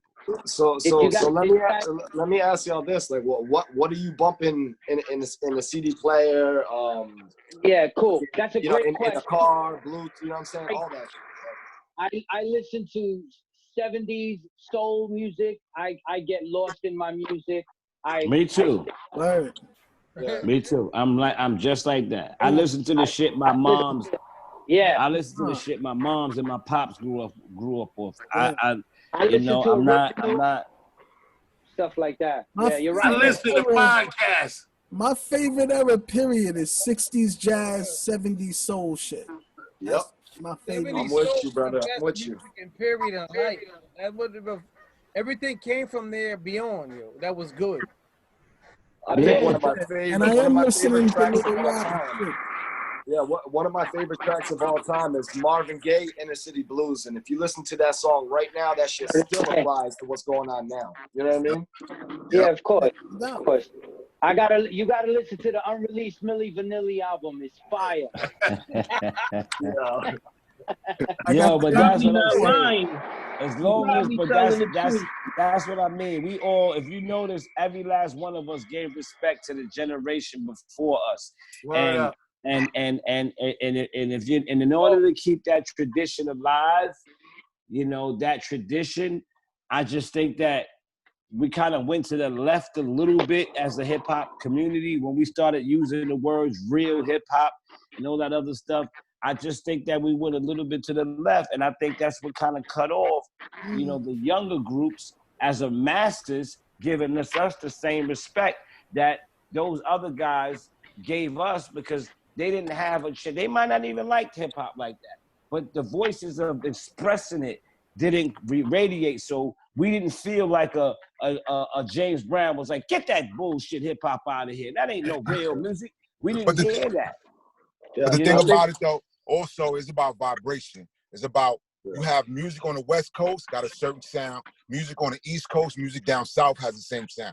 You can't take a South sound and put it in New York and expect for people to gravitate to it, because it's different dynamics going on. That's true, but that's not the truth, because most of the good artists back in the day, they come from Detroit. They come from mid-part Chicago. All these different artists that we got, they was coming out from different places and different. They come from, you born in a different state, but you did a certain sound. You know, you can born in Wisconsin. Aretha Franklin just got her sound. Aretha Franklin, Shaka Khan, they not from New York. No, but they had the Detroit sound, or they had a certain Detroit sound. soul. They had that Detroit soul that Philly they did. soul. You know what I'm saying? Right. You know, that's how music's supposed to be. Funk, into your environment. West Coast. Hold on. Music's supposed to naturally go with your environment. So now if that's the case, we should have never listened to the Temptations. We should have never listened to Marvin. These guys ain't from New York, so not where you're born at. It's just the type of music you create. Yeah, but that's what I'm saying. So they created music that was a collaboration of everything that we was doing at the time. They wasn't just saying that this is the sound. They were creating music based upon all the artists and all the stuff they was influenced by. Look, the bottom line is this, right? You know, no matter what we say, especially as an old school artist, that's not going to change the flow of hip hop, right? That's not going to change the flow of the evolution. And the more the more artists verbalize that, as far as who they are, that's just going to push you further back. The more the more we, as that's real hip hop. That's not real hip hop. This is a rapper. This is the MC. The more we try to categorize our own shit and then get mad at people categorizing our shit, I think it was the ringtone rap era that I fucked a lot of respect, shit man. up. I understand, man. You know, I ain't really bitter. You know, I understand these young brothers is going through the same thing that the generation before went through. I just really love 90s hip hop, man. I love So 90s so then look. personally in my heart. You know, I understand. They gotta be kids, you know, they gotta do what they do. So then promote to the grown-ups. Make your music, put it online. Online is so unlimited, I can find out where Bones came from a million years ago. Put out your music, put it online, and just promote your stuff and hope that the people that hear it or want it radiate towards it. Cause these little niggas now, they don't gotta punch, they don't, well, some of them do, but they don't gotta go around to the industry and put a rope and say, listen to my stuff. They put it out. Some of the stuff sell millions of copies. One thing, millions of hits. That ain't these young niggas know how to get money, man. These young but niggas that's what I'm is saying. rich. We know, but no. That's one thing. Listen. We was getting $500,000 budgets when we came out. Motown was not getting that. No doubt. Each generation advances more. Yeah. Well, the other thing is that the kids now know how to ride trends. These niggas getting rich, man. Vikings at an all-time high right now. Why can't it be just like you just said earlier? Nas X finagled the shit. It's a finagle move that y'all forget. This is not organic music. Niggas know how to finagle the trends and finagle the system. It's not natural. It's more business D-Stroy than about to be my manager. But I'll say this, because I spend a lot of time with young people. I wrote a book last year called Youth Culture Power. We can't keep saying it like all young people are in this space. There's young people around the world who do dynamic shit, who are in the driving seat. We always talk about that balance. We want that balance. We can't generalizing. No, like we can't lie to ourselves thinking like every young person has no substance and integrity or anything in the music. I don't think that's what's being said at all. So let me ask you a question. We're only mad at the rich ones. Let me ask everybody a question. When we get to 2030, inshallah, we get to 2030, you still gonna be complaining about hip hop from the 90s? I'm gonna be dead. Oh, I'm gonna be enterprising my catalog and doing all types of I just mentioned 10 years from now. I'm just saying hypothetically, are you still gonna be fighting for music from 1993? You can't. I'm gonna be that old dude, man. No, but I think I'll be that old nigga still bumping into the 36. Be a all right. I think within the next 3 to 5 years, that sound will be back. Listen, I'm not mad at you, but you know the Shy Lights come on stage with all a version of that sound. Right? All 5 of the Shy Lights come on stage with green suits and pink gators. And all of them got it on. How long we gonna carry tradition for? How long we gonna carry this tradition for? How long when the tradition? No, listen, Stretch. Listen, the truth, the fact is that it's the same way with human beings. You guys eliminate people who are negative. So what you do with music is the same. I just keep music that keeps me positive around me, and I just do things that just keeps me happy as a human being.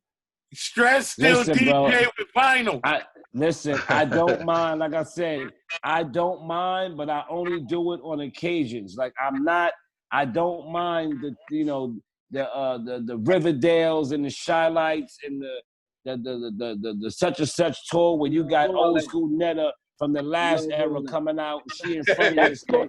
I 2030, I'm still playing that. So I probably still play 90s too. But our parents gonna say the same shit. You know what I'm saying? Like, that's all we are. We just like how our parents were, man. Al Skratch got the S950. Yeah, 950. But I think we got a responsibility and a role, right? We got to learn from our elders and our ancestors. Like I remember when jazz. Well, I don't remember. I wasn't there, but jazz was out, right? They didn't think jazz was gonna be around like how it is, but it's up to us. A lot of us from the 90s not here no more. Right now, what we could do is we could formulate something to have our own get that 90s era right there and keep that encapsulated so forever in time we'll have some place where it's people over in Europe, y'all all know, who teaching their kids, who letting their kids only hear 90s albums because it's jewels, it's information, it's instructions on those hip-hop albums that they not gonna get nowhere. I like some of the new shit. I can't lie, man. Some of that shit, man. That's what I'm trying to tell you. I be having my moments when I'm in the house. And I'm just like, yo. Listen. It's not about the new shit. No, listen, it's not about the new shit. Hit me out real quick. It's not about the new shit.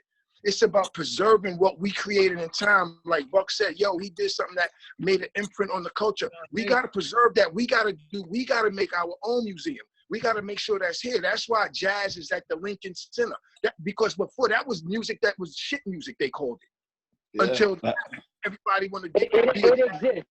Yo, it's so easy to accept these dudes right now because we a rip day shit right now as far as rapping. So while you saying that, I'm not mad at you, but that's your opinion. And why don't we move forward? And why aren't we moving forward instead of fighting for moving backwards? I don't. I love everybody, yo. You know what I mean? So it's like, yo, we're fighting more. Look, we're fighting not in physical, obviously, but we're fighting more in spirit to stay back. This whole conversation was about going back and not going forward. I got you. Right. And that's what I'm saying. We could go forward. Think about the future. Like Buck said, in 2030, why can't we say, and there is the hip hop museum that I think next year is going to be opening up in the Bronx, right? Yes, and Cornell University has the artifacts of a lot of items. Salute to Rich Medina, who is on the board to keeping that running. So yes, I'll Skratch. And what he said, Buckshot, in regards to the Shy Lights. So at All-Star, NBA All-Star that I was just at in Chicago. No, I was in Chicago, and there was a 90s version of a big concert in the theater over there that had all the legends that we were always fans of. So, you know, we just got to keep at it. Unfortunately, there isn't an infrastructure like magazines, radio stations that we used to do and concerts. It's a magazine. All right, but and look, that was my man Dave. And Dave got a hip hop museum, a restaurant where he got a hip hop. His restaurant is kind of like hip hop, a museum. He got all the artifacts, all the rhymes. He got the menu. Is that named Wu-Tang and Wu-Tang wings or whatever. Like he's word up, no bullshit. Dave Mays. He's Dave Mays, and he's trying. Yeah, and he's trying. It's like all you can do is give the big up to the people who's trying, because we got more people that big up what we not doing and what we not trying, and less people bigging up what we are doing. It's almost like motherfuckers who spread the conspiracy theories across the internet or on our DMs faster than they'll spread something that's positive. Like, oh, Master P got his own potato chips. Master P got his own ramen noodles, yo. Ramen noodles. We'll spread. Yeah, that's what I'm trying to explain. We'll spread some bullshit before we spread faster than Master P got a noodle or Buckshot got a mobile. Like, why is that? True. The support system is broken. Yeah, but that's fine, fella. We just gotta support what we love and be good people on social media. That's why y'all. Like I was trying to say before, keep running in the same lane. Look, I just want to say that to y'all before I peel out. Look, the bottom line is like you just said. You owe me $3, Buckshot. You owe me a Metro card swipe. I need that. I got you, baby. I got you. I definitely got you. And I just want to say this one thing, man. Right? And business. Because I love, like I said, I love dancing before I even grabbed the mic. You know what I'm saying?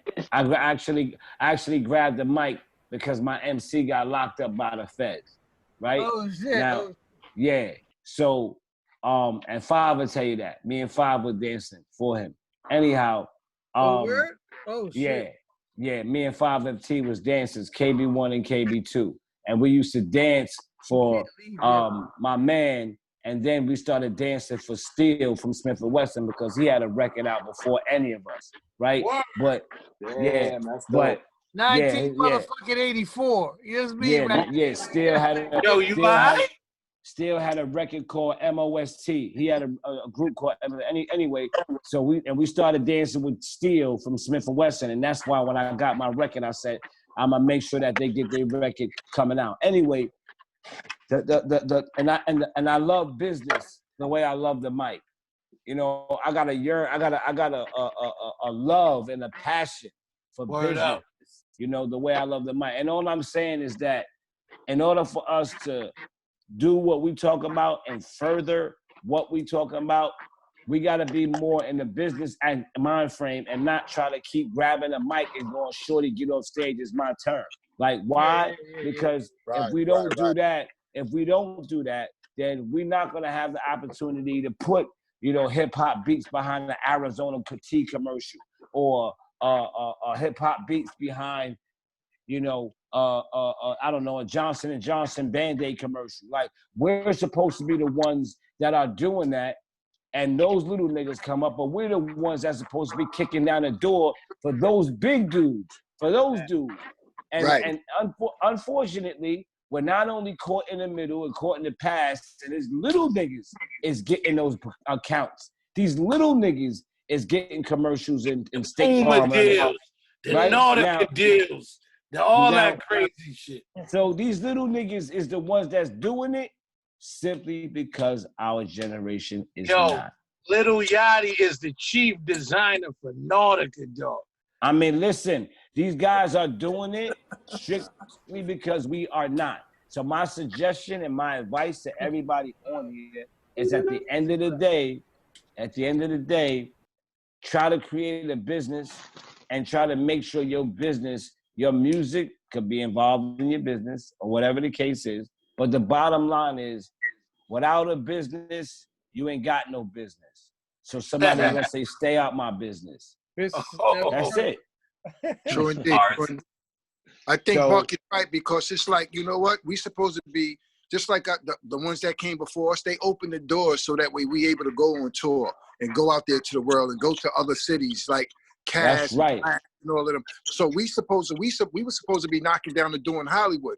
We supposed to be making sure that these young ones, we pass the torch where they getting those soundtrack deals. That's They right. doing movie scores and type shit like That's all these Cadillac commercials, all these cars that got these hip hop beats. To make sure that they getting those residual checks. Talk to them, baby. We can't be focusing in on, you know what I mean? We can't be focusing in on, oh, yo, the 90s is what it is. Yo, I've been keeping it real. Y'all need to be talking about this. Yeah, we can love that behind doors all day. That's you know what I'm saying? So he right with that. You know what I'm saying?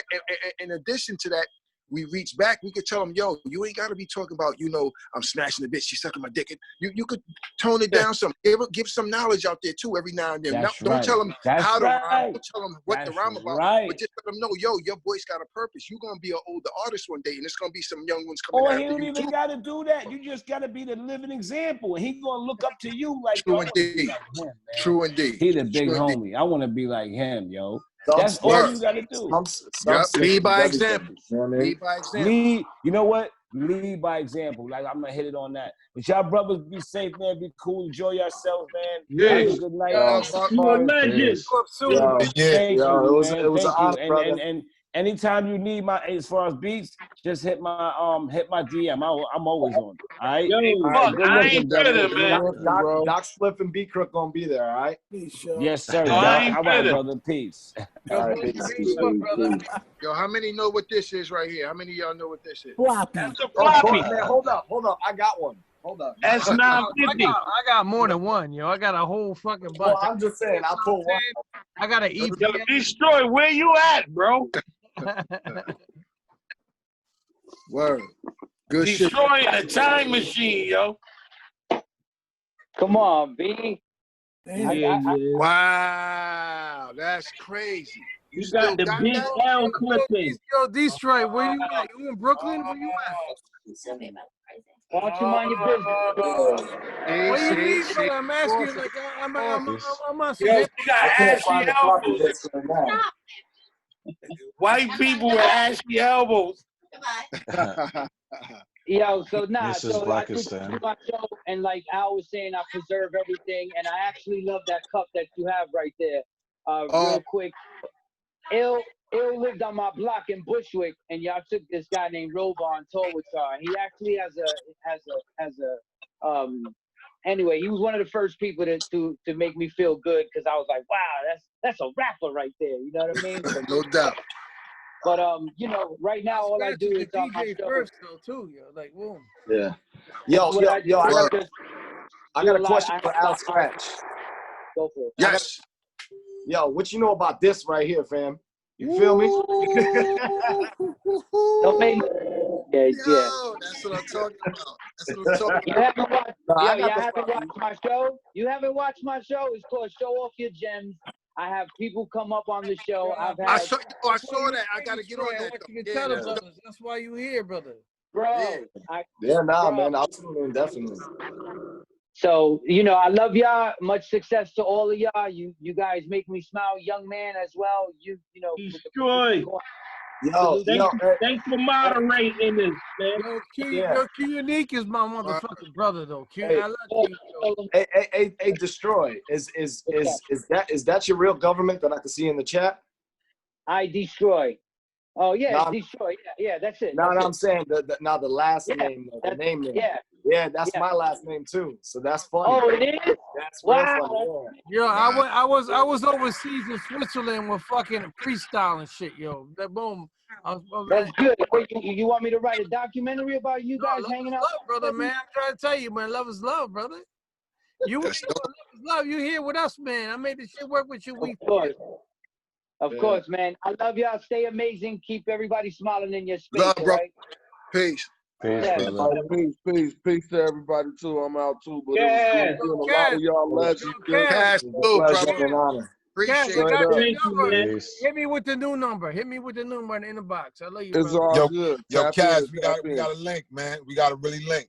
Yeah, for sure. It's all good. I'm following you, so I'm gonna send you a DM or something on Instagram. Please, man. Let's build. That's what's up. All right, y'all. Take it easy. Thank you for the gems, man. The knowledge. Appreciate you. Fine. I'm gonna stop the recording, but we gonna fucking continue on right here. You know what I mean? No, this was like fucking almost 4 hours of fucking some real shit. I need y'all brothers to share this shit.